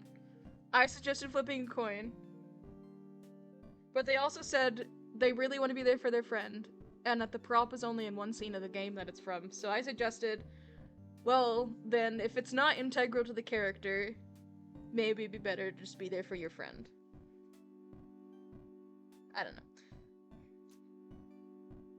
I made sure to say I'm incredibly indecisive. I am really not the person to be asking about what to do decision-making wise. Like, hello? Okay. You smile warmly at Stan despite the heat spreading over your cheeks, but he's rubbing the back of his neck looking down to his feet. Mabel throws a theatrical wink your way. You're not sure why. I know why.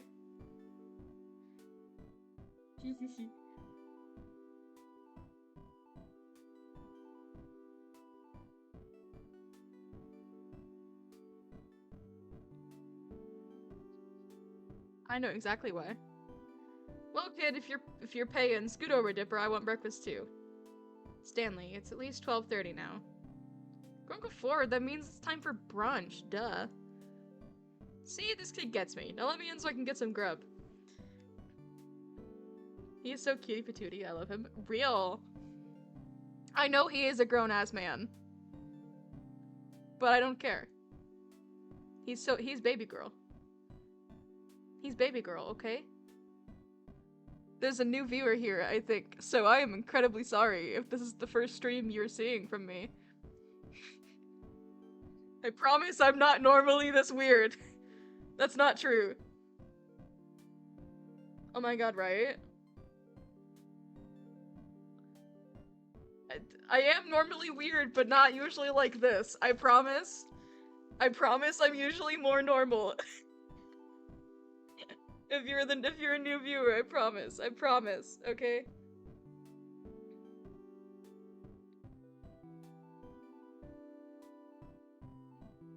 I promise I'm usually more normal.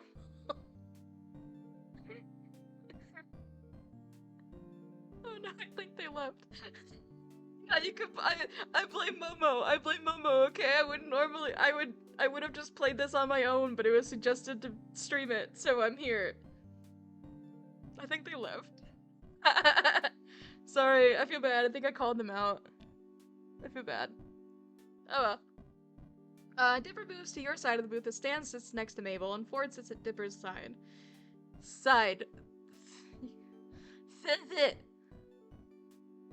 Gotta lisp again.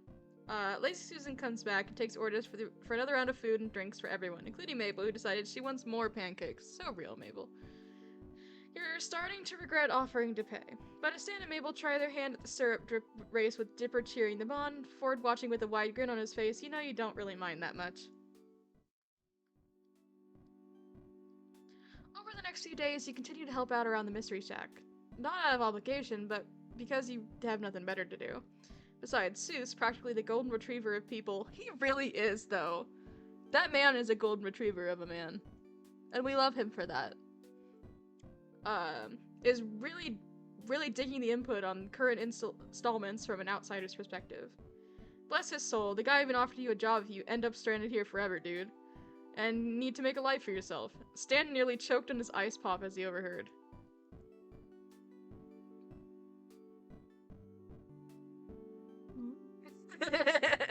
I'm so normal. Guys, I'm so normal about this. No, seriously though, like, real talk. If I could date any of the adult characters, Seuss, 100%. Like, this game, yeah, is like, you know, I'm playing into the whole thing, but like, no, 100% actually genuinely Seuss. Like, okay, come on. He's so perfect. You know what? I always hate the implications that people have that he's ugly or unattractive. Like, he's not, though. He's just, like, at worst, he's, like, average looking. Yeah, he's respectful, caring, he's a handyman, like, and he's at the absolute worst, average looking. He's not ugly by any means. His ugliness came from the fact that he wasn't very confident with talking to people.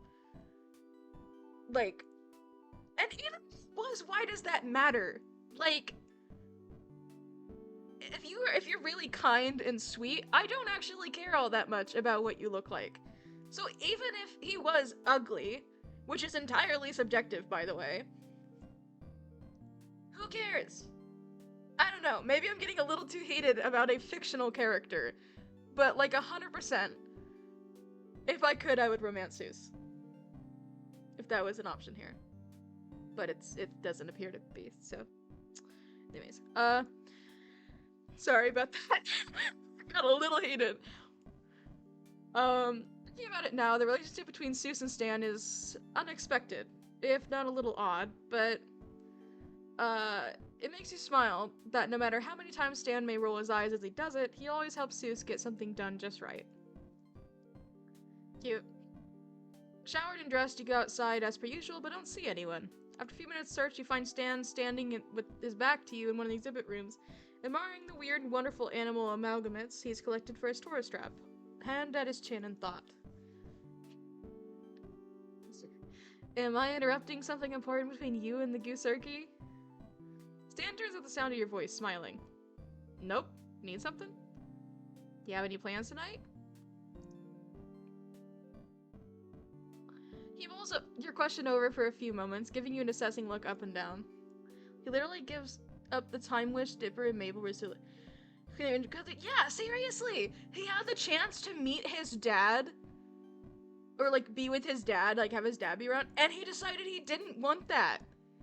He cares so much about other people that he wanted to do something for them, but it's not like a negative trait, because he still takes care of himself. He still cares for himself, but he cares so deeply about the people he views as friends and family, so you just know that he would be all fucking over you if you were dating him. You just know he would be the sweetest and kindest person you've ever dated, and he would dote over you all the time, and he would totally respect your boundaries.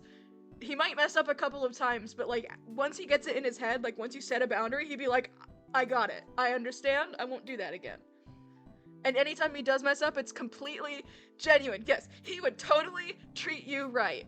I am so fucking passionate about this, you don't understand. Seuss would totally treat you so good. He literally does. We see it. We see that he does. When he is with somebody, he treats them very, very well. He finds someone who matches his freak. Shut the fuck up. I don't give a shit about your dumbass promotion.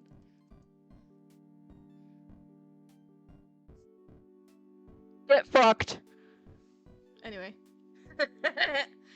I'm no longer nice or to bots. I no longer entertain them. Teehee. I'm very sick of them. As you can tell, I'm very, very sick of bots. Anyway.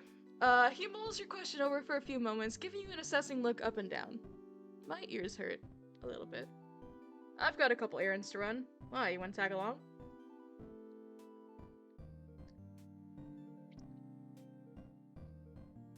Only if you need a partner in crime. Stan blinks in surprise. Ha, what are you, psychic? Wait, really? Really? It was just a figure of speech, but you guess you should have known better. Alright, I'm heading out in a couple hours. Meet me out front. A couple of hours, but... No butts, Tempest, you can't rush this stuff, trust me. Okay, sure. Not ominous at all, Stan. I'm a little concerned, I'm a little worried. Yeah, meet me out front if you think you can handle it. Turns to go, but stops for a second and then turns back. Oh, and we're black. Something you don't mind getting dirty. I'm deeply concerned now, actually. And before you can ask why, he's gone into the depths of the shack. Stan after committing more crimes, right? Couple hours turns into a handful, which you pass by watching some TV with Mabel and Dipper and dozing off. You have no idea what kind of satellite they get out here, but the shows on now are some of the most bizarre programming you've ever seen.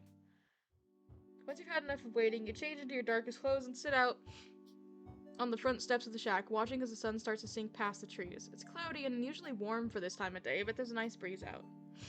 Strange that these errands need to happen so late in the day. Considering the things you've gathered about his criminal past, however, maybe this is a typical weekday night for Stan. My nose is running so bad, guys. I think I am getting, like, a little cold or something. Slay. The screen door creaks and out comes Stan, dressed all in black just like you are, with a lumpy duffel bag under one arm and a briefcase in the other hand. As he's about to speak, a sudden gust of wind comes along and ruffles his hair, and he smooths it down irritatedly before regaining his cool and nodding at you. Ready? Get ready. You slide into the passenger seat as Stan settles into the driver's seat. Takes a couple of tries to start. Must go, but romance Stan for me. I will, bestie! I will! I love you! Mwah! Mwah, mwah. I love you, bestie. How do the kids do it these days? They go like this. I love you, bestie. I do it like this. I do it officially. I will do it. I will do it for you. I will let you know how it goes.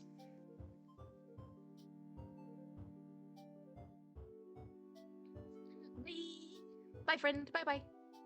Okay. Wahoo! I'm gonna sneeze. Yeah. Takes a couple of tries. Fuck. I knew if I started talking, I would sneeze. Takes a couple tries to start, but the engine's chugging away by the time you've got your seatbelt on. The radio stammers to life as the engine does, spitting out generic-sounding rock music into the leather-scented air of the car's interior. Oh, my ears are itchy all of a sudden. Ah! After a moment spent adjusting mirrors and fiddling with knobs, Stan slots the gear shift into drive and pulls out of the Mystery Shack's lot and down the road to town. Oh shit, we got animation here! The radio's on, and Stan taps his fingers on the steering wheel to the beat of the music while he drives. And so I take it we're not making a quick trip for milk and eggs? He laughs and glances over at you. Nope. Then where are we going? First off, to see a buddy of mine. A hunter. I get all my taxidermy supplies from him. So that's where you got your parts from? Yeah? Oh, I just figured you got them from a local farm or something. Ugh. And do business with those hippies? Not a chance. I'm sorry, guys. I'm so gross and sniffly and... Ugh. Well, I really enjoyed making that showpiece with you the other day. I had no idea you were so creative. He glances over you with poorly hidden surprise, turning almost immediately back to the road and shrugging. It's just gluing stuff together, really. No, really, it takes a lot of skill. You have a real gift for it. Turns to you and his cheeks go a little pink when he sees the smile you're giving him. Well, thanks. Teehee. After a moment, he faces the road again, but now he's tapping out the rhythm of the song with a little more enthusiasm and even humming the chorus as he drives. Do you have any other hobbies? He rolls his shoulders back in a shrug, his head tilting off a bit towards the window. These days I spend most of my time out on the boat with Ford, hunting monsters, discovering things. He pauses, watching the road without expression. Used to box. It shows. He looks at you again, grinning. That's amazing. I wish I had grown up doing something like that. I wouldn't mind showing you a few things if you wanted. I'd like that.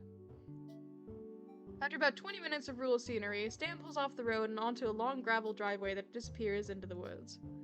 By the way, apparently Alex Hirsch is actually aware of this game. I don't know if that's true, but like the review says that it is. Is this the place? Stan nods and rounds a turn to reveal a clearing populated by a trailer home and a couple sheds. The trailer is a bit run down and shabby. One of the sheds looked like it's about one strong sneeze from collapsing. Not really the place you want to be at night, while alone with a guy you practically just met. Be honest, did you bring me here to murder me? Stan laughs, cutting the engine and resting his arm on the back of the front seat. Unfortunately, you figured it out, so now I definitely gotta kill you. I'm kidding, kid. Relax. He moves to get out of the car, then turns back with a creepy blank expression on his face. Or am I? You chuckle nervously, and he laughs again, pushing the door open. Seriously, I'm kidding. Won't be long. At the door to the trailer, Stan knocks, and the door opens on a dark interior before he walks inside. The door shuts behind him. Oof. You give the yard a few curious glances before realizing that the weird pile of sticks you've been looking at is actually bones. You quickly pull out your phone to look at instead. 10 minutes later, it stands back, carrying a large cardboard box in both hands. You see him fumble with the handle of the rear left door for a moment before you reach back over the seat and pop it open for him. A peek at the box reveals a few various shades of furry somethings and an animal skull you don't recognize. This doesn't seem like something worth busting out all your darkest duds for. God, I got a pimple right here. We aren't by any chance robbing a bank, are we? Because I would have brought gloves. Stan laughs. No, nothing like that. Starts the car up again and you're back on the road. Somehow I'm not quite convinced. Well, who knows where the night's gonna take us? Could be legal, could be not. That a problem? Can we swing by a jeweler? I need a new watch. You're a riot, kid. Hell yeah, I made him laugh.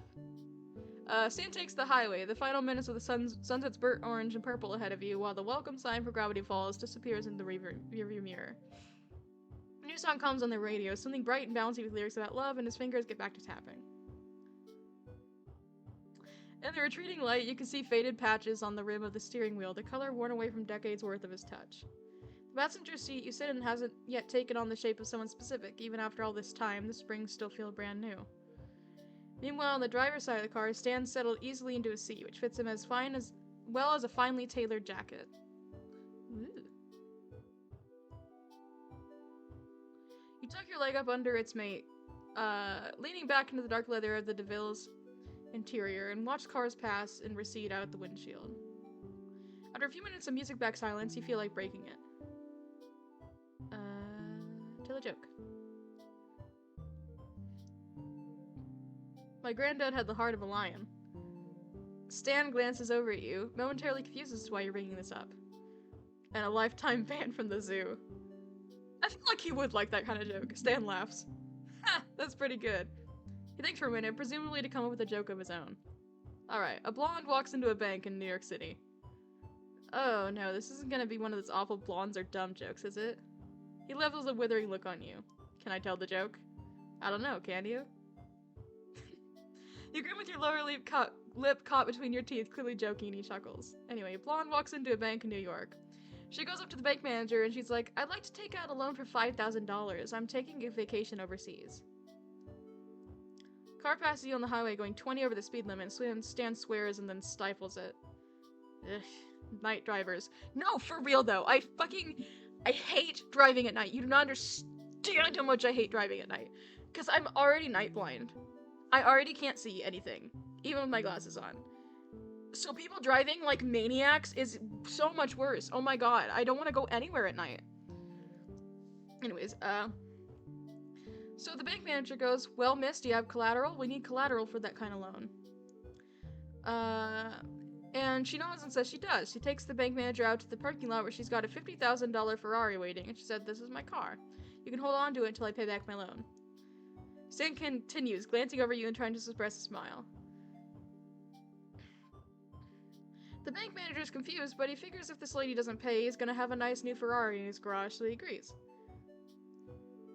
A sign for an exit points off to the right, the text reading County Road 328, and Stan takes it off the highway.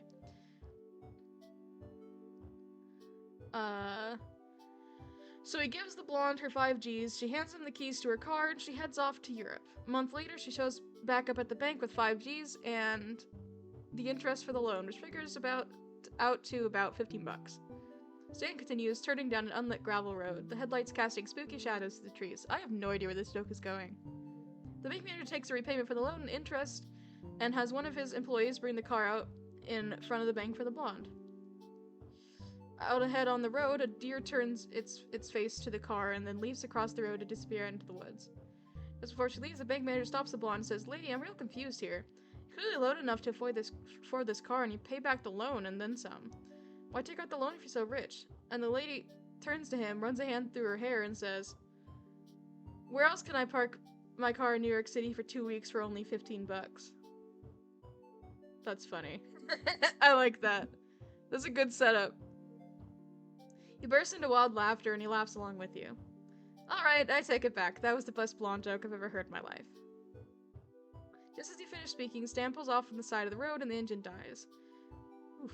As you step out of the car, the unearthly silence of the woods envelops you, the two of you. Out in the woods ahead, you see a single bright light. Hi, is this the place? Just about. You follow him back towards the trunk, which he opens quietly and slowly, frowning as it squeaks. What are we doing here? You, might not guess looking at me, but I got a thing. The two of you stare at each other for a moment. He looks a little nervous. For art.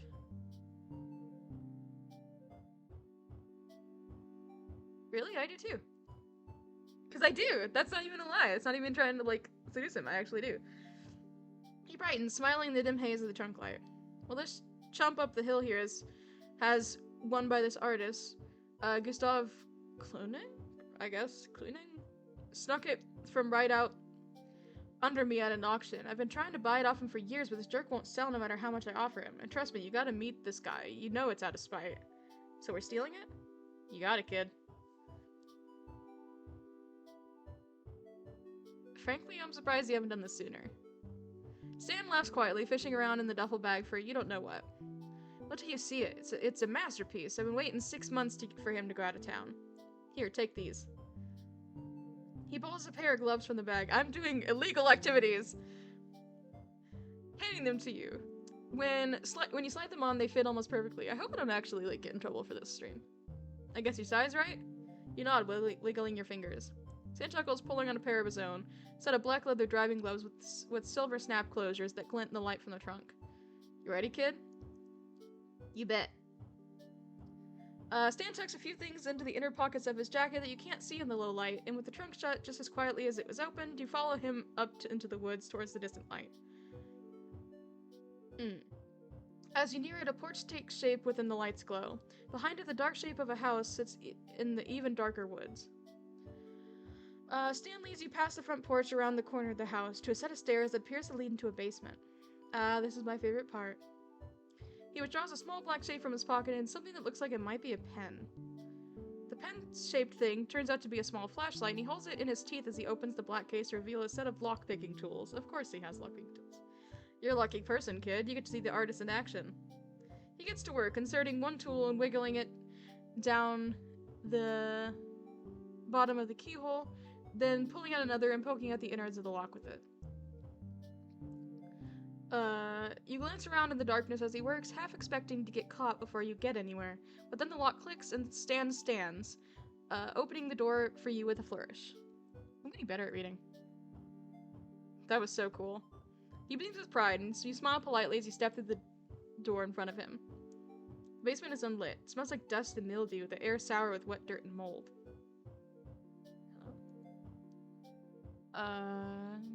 Stan moves past you into the dark, his little pen flashlight still lit, and leads you through a cobwebby laundry room towards a door across from the bottom of a set of rickety wooden stairs. Wait till you see this, kid. He picks the lock of this door just as quickly as he picked the last, and the door creaks open into a dark room with an odd flooring barely lit by Stan's flashlight. Stan goes first. As you follow him in, he hits a light switch, revealing a beautifully designed gallery with plush scarlet carpets and gleaming wood paneling full of paintings of sad clowns. Stan looks more excited than you've seen him yet, his arms crossed over his chest and a warm smile on his face. Can you believe that hillbilly chump has a collection like this? You shake your head slowly, still looking around the room with wide eyes. Someday all of these are gonna be mine. Come on, I'll show you the one we're here to get.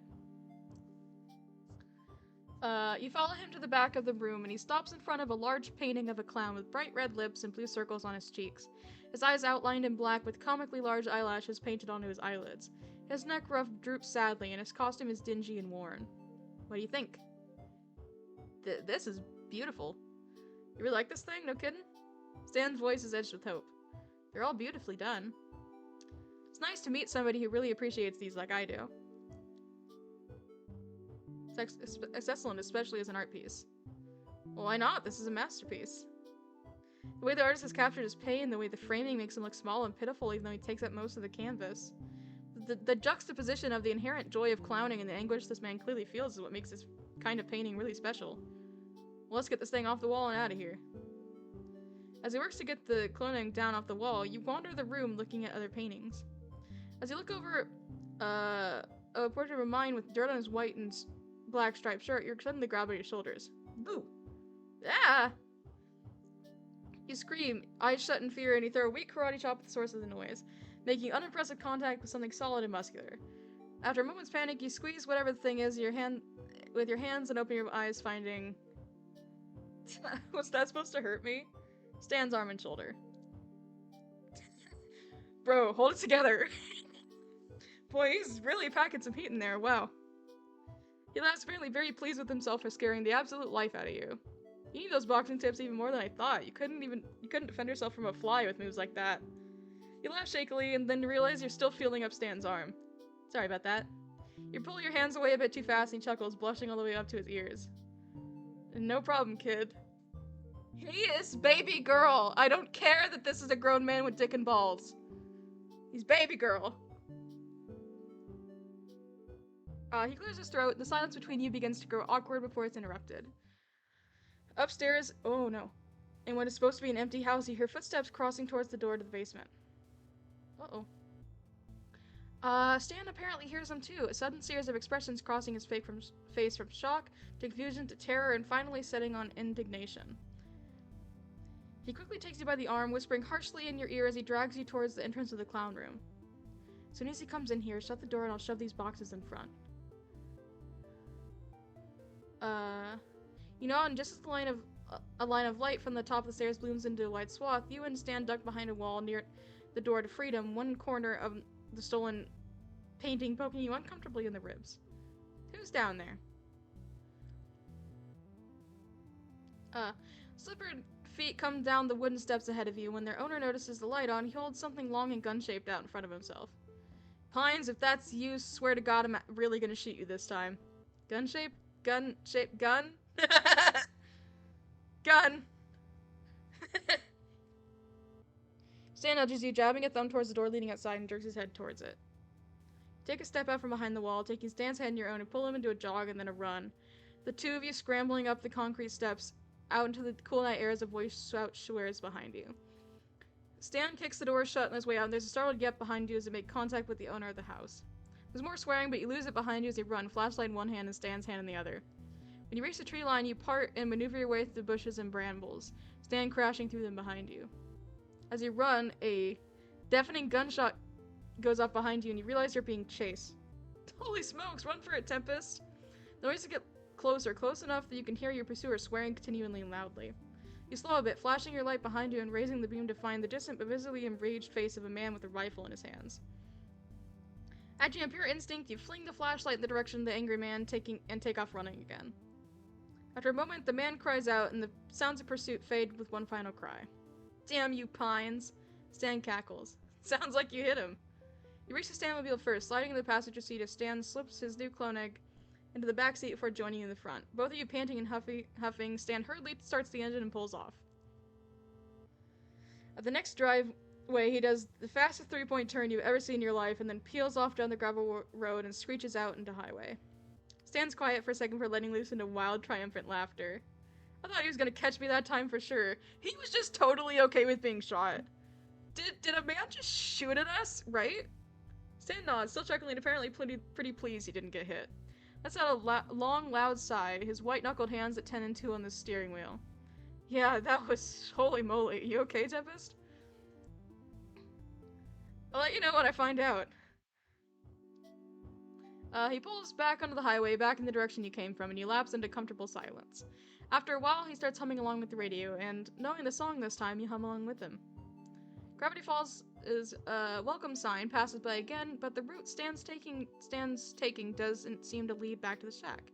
Instead, you come to a stop outside rows and rows of used cars, a car dealership.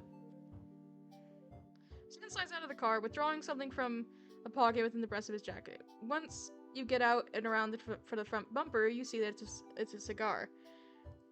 You mind if I smoke? No, go ahead. Thanks, I don't like smoking around the kids, you know? I'm already a bad enough influence. Chuckles and withdraws a pack of Christ! Ha! He chuckles and withdraws a pack of matches from his pocket, and his face is bathed in the light of the flame. From your place a ways down the road, Stan surveys the lot, eyes sweeping back and forth until they land on what looks to be a fuse box under the dark overhang of the roof on the far side of the dealership. What are we getting? New drive belts and spark plugs, a couple other things I can't remember the name of and aren't worth explaining. Won't take all night though, right? He shakes his head, taking a long drag from the cigar, smoke rolling off his lips and into the night. You lean back against the front bumper of the car next to him and stuff your hands in your pockets. There isn't much light pollution around here, so the stars are bright and numerous above. Provided your car gets fixed up, this might not turn out to be such a bad trip. You take a deep breath in through your nose, the smell of sweet, heady cigar smoke and crisp night air filling your lungs. So how are we doing this? We gotta get rid of the lights. I doubt Bud's clever enough to have night vision cameras. He laughs a little as he speaks, smoke blowing out into the night with each individual laugh. But, we cut power to the whole place and the cameras are gonna be gone anyways. So we cut power, find a car the same make and model as yours, and I dig out the parts your car needs. An hour, maybe hour and a half tops. I can get the lights. Stan turns his head and looks at you, waving away a fresh cloud of smoke as he accidentally exhales in your direction.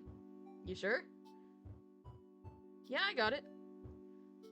The two of you stand there in silence for a few more minutes before he bends down and grinds his cigar cold on the asphalt, straightening with a groan and huff of quiet laughter. Yeesh, starting to remember why I quit doing this kind of thing. You sure you're alright with this kid? You know, robbing the place? You don't think I can do it? No, that's not it. You've been keeping it up fine with me. Keeping up with me just fine all night. You just don't seem like you have a whole lot of experience here. I think I've gotten plenty of experience tonight alone. He smiles, a warm and genuine expression that ignites something fuzzy and soft inside you. You don't notice you're staring until he turns away and moves away towards the trunk. He reaches into the car and pulls a lever under the driver's side of the front seat, and the trunk pops open. You follow him to it, and after rummaging around in the contents for a minute, he brings out a pair of pliers. Alright, you go over and take care of the lights. I got a few things to get together. Crouch down behind the fence when you reach the lot, scrambling along in the shadows until you reach the dealership's main building. With a peek over the edge, you see that the wall of the building is cast in shadow from a poorly placed streetlight.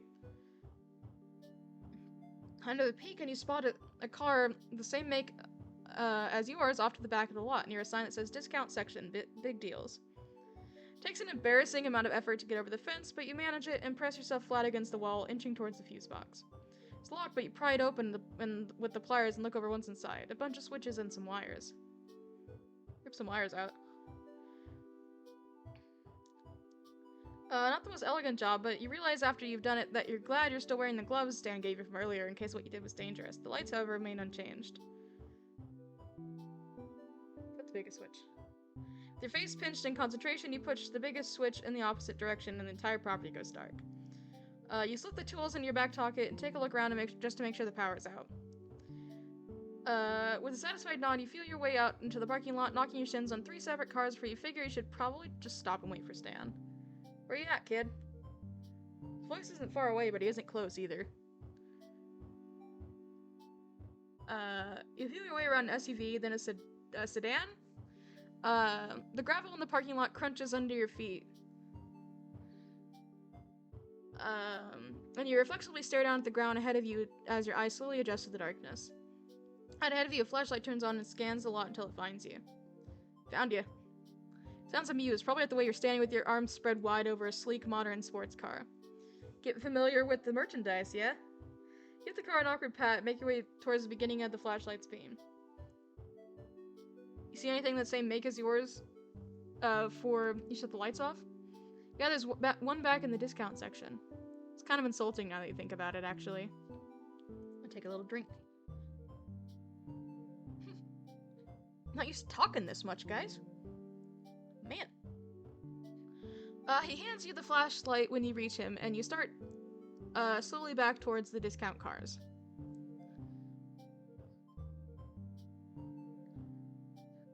Discount. Your car, it's a classic. It's usually extremely reliable. To be perfectly honest, it's not even your fault that it's in the state it's in. It's Ford and his whatever it is. You're deep in salty thoughts when hands suddenly grip your ribs on either side. Gotcha! Ah! You scream and throw back an elbow at whatever's got a hold of you, and you hear Stan yelp and fall on the clatter of thick gravel and metal clinking together. He scared you again. Oh wow, it really got you that time. Holy smokes, kid. Turn the flashlight to where you hear him. Oh shit. Where you heard him fall, and you find him with a hand cupped over his face, blood dribbling out between his glove fingers. Yeah, I deserve that one.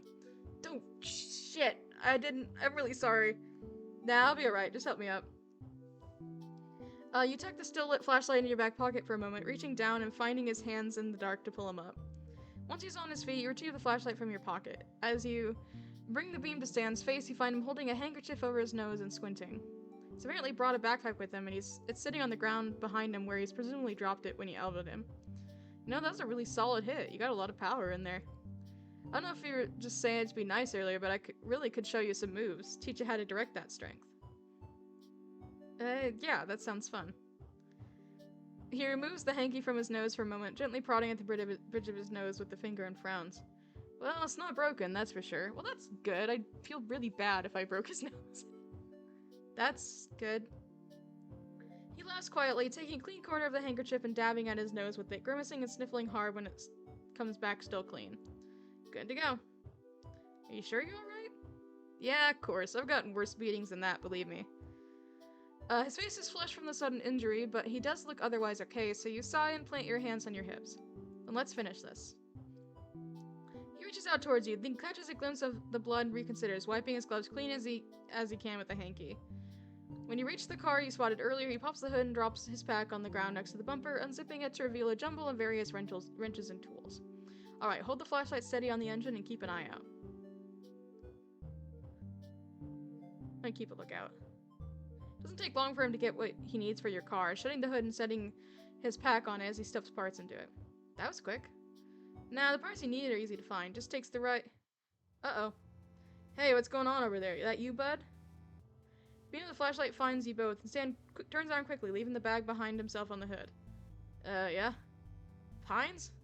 What the heck happened to your face? And what are you doing here at... Hey, are you stealing parts again? No? Stan inches closer to you until your shoulders touch, and behind you pushes the bag in your hands before lowering his voice to speak to you. Run for it. Keep the bag out of sight and toss it in some bushes nearby. I'll get it later.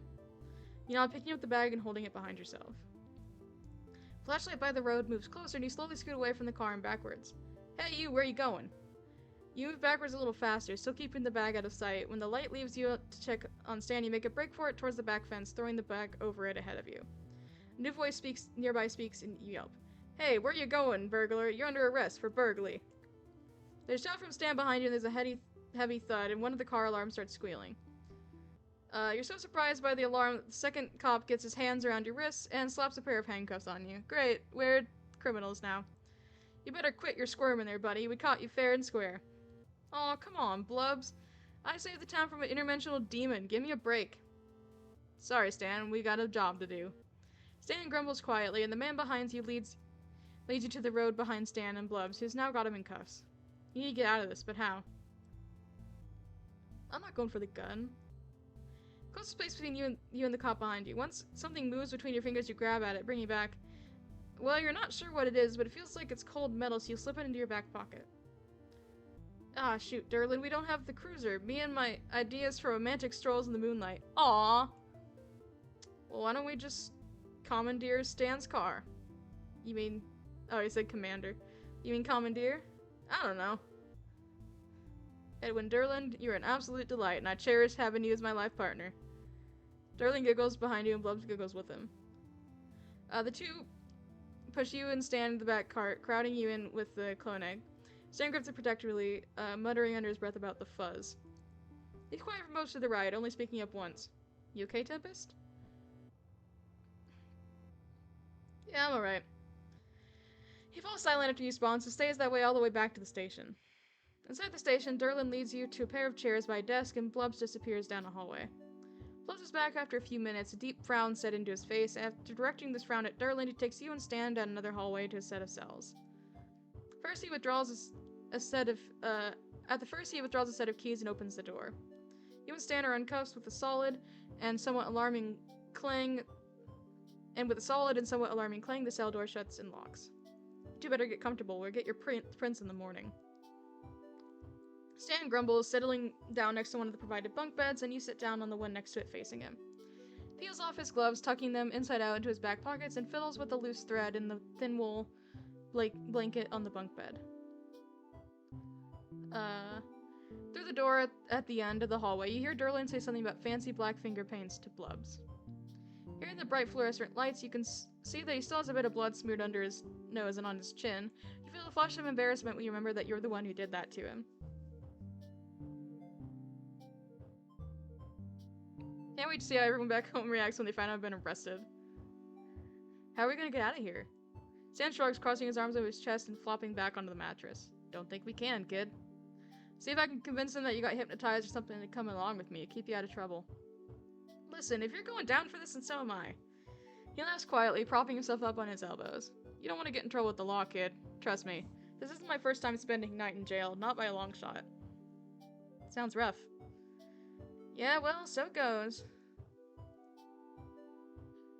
This won't be so bad to 5 years in a Colombian prison. There's a story behind that, but it doesn't look like he wants to tell it at the moment. Anyway, the only way we're getting out of here is with the keys. Then we could just slip out a window or something. You think for a moment, stuffing your hands in your pockets, and suddenly you remember the thing you grabbed off the second cop, Durland. Oh, wait.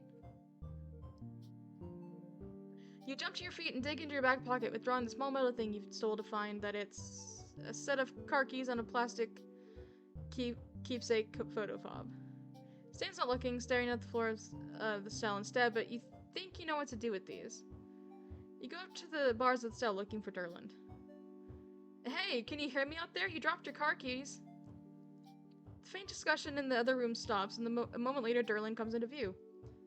Where'd you get my keepsake key fob? I've been looking for that. He holds through the bars with both hands. As he reaches for his key fob, you reach out to his belt with your right hand and unclip the ring of keys from his belt. He doesn't notice.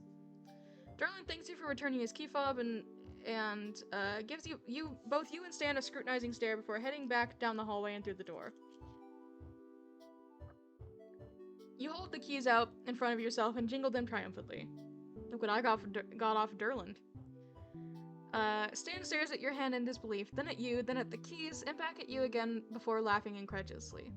Are you sure you don't have experience with this kind of thing? Stan takes the keys from you, looking them over in his palm. He smiles up at you, and then looks down at the keys and covers his mouth with his hand, dragging it over his chin. I can't believe I've been shown up by a tourist. Well, get used to it, buddy, because I've got skills. Hell yeah.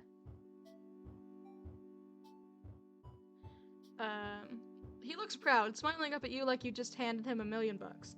Well, what are we waiting for? Let's get the heck out of here. He stands as you reach through the bars and try keys until one works. The door swings open with a quiet creak, and you creep out down the hallway to the door. You open it a crack, looking out into the lobby, and see Blobs asleep at the front desk, Derlin not inside. Slowly you pull the door open and move into the lobby. Stan taps your shoulder and whispers low. You gotta get my keys. You see them anywhere? You glance around and spot them next to where Bubs is asleep, drool pooling on the table. Shoot. Crossing your fingers for luck, you sneak over to the desk and reach down to grab them when suddenly Blub stirs and mumbles. Dang Bigfoot, stealing my shoes, stretching all my shoes. Stan snorts behind you, and you manage to suppress a laugh as you pluck the keys away. Wait, hold on! Stan disappears into another room, and you're stunned, wondering what the hell he could be doing right now that's more important than escaping. Before you have the chance to tell him... Oh my god, he has the clown painting. To call him something you might regret later, he reappears in the door with the troublesome clown painting under his arm. Seriously? Duh. Alright, let's roll. Stepping out with only a click of the station door closing behind you, you and Stan climb into his car and escape into the night. After stopping by Bud's dealership to pick up the hidden backpack, you and your partner in crime head back to the shack in comfortable silence. You'd feel tired if it weren't for the adrenaline. You carry the backpack inside while Stan brings in the clonic and the briefcase, sitting both on the kitchen table. I'd call that a successful night. Even though he got arrested, so would I. And fun, too. You grin over at him and realize in the bright kitchen light he's still got blood in his face. How do you keep forgetting? You're the one who elbowed him after all. Well, come here. You pull one of the chairs out from under the table, gesturing for him to sit down. Ooh.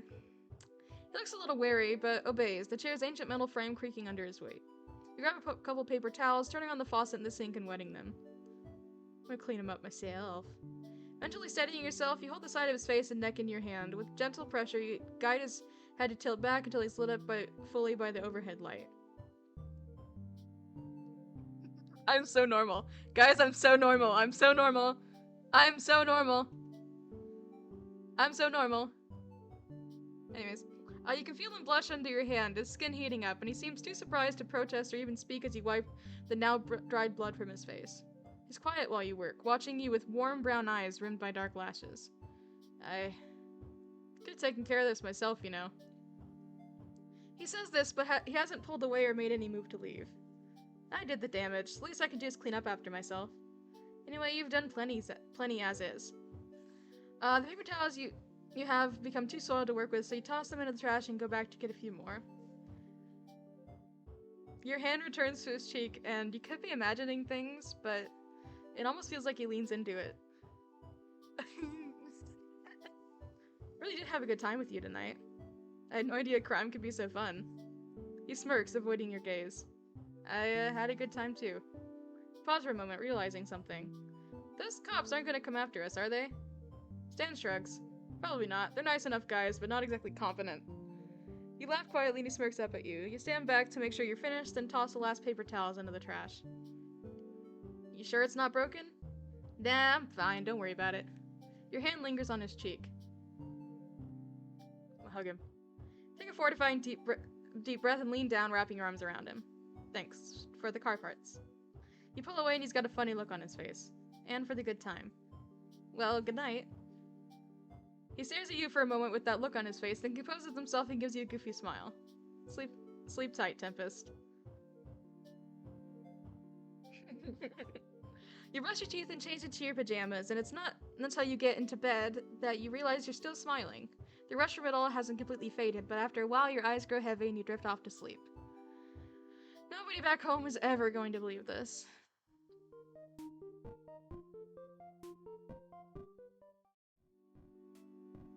Okay, I've been at this for like 2 hours. So I don't know how much longer this is, but I think we're gonna end it here. Go ahead and like pin this. So we're gonna go ahead and end it here, I think. Oh my god, I don't know how much longer I can talk. My throat hurts, guys. Hold on, I need to check something.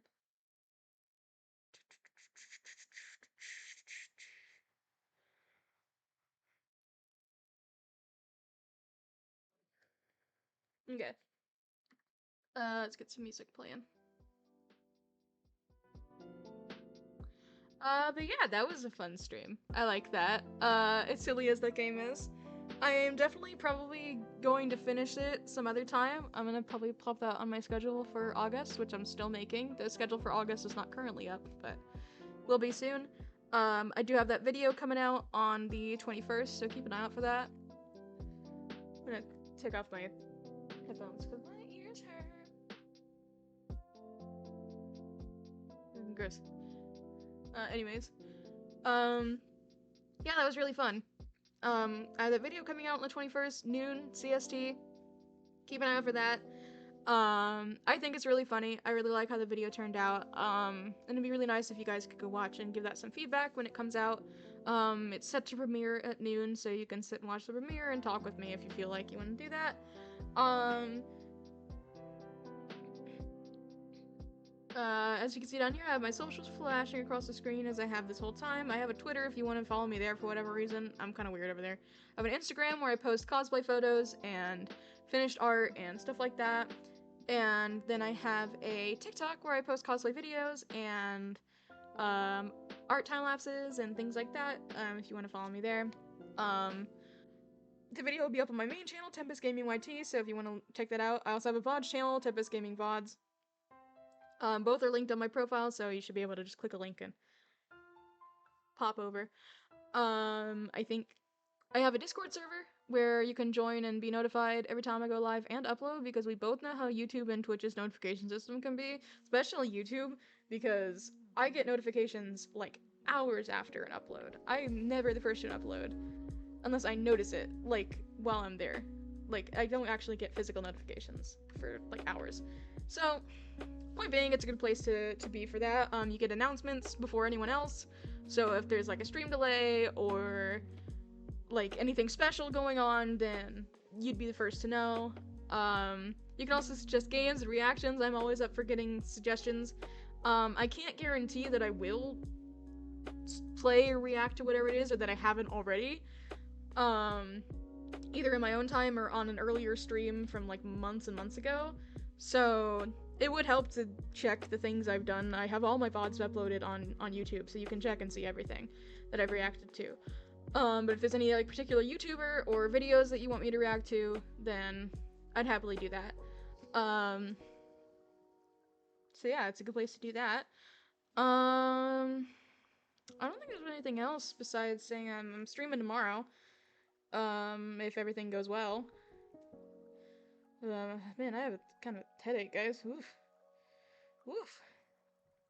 I'm streaming a game called Paper Lily tomorrow. It is an RPG horror game.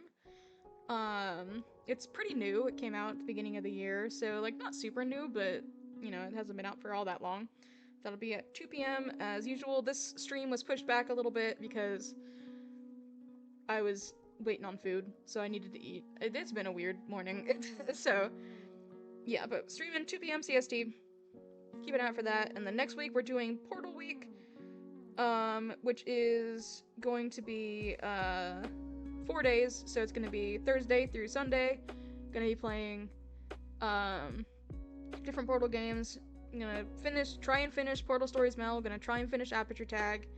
Portal Stories Mel is a really, really big if, because I wasn't very far into the game when I stopped playing it, so, you know, I don't know how that'll go. And then we're also gonna try and finish Portal Revolution. I don't know, we'll see how that goes. That game was kind of a rage game for me. And then we're gonna play Portal Reloaded for the first time on Sunday. So yeah, then I already have some of the schedule up for August. I'm definitely gonna plop this, continuing this, finishing this on that schedule. But yeah, it's very unfinished at the moment, so if you have any ideas, please let me know.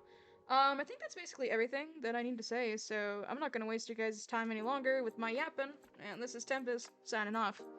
Bye-bye!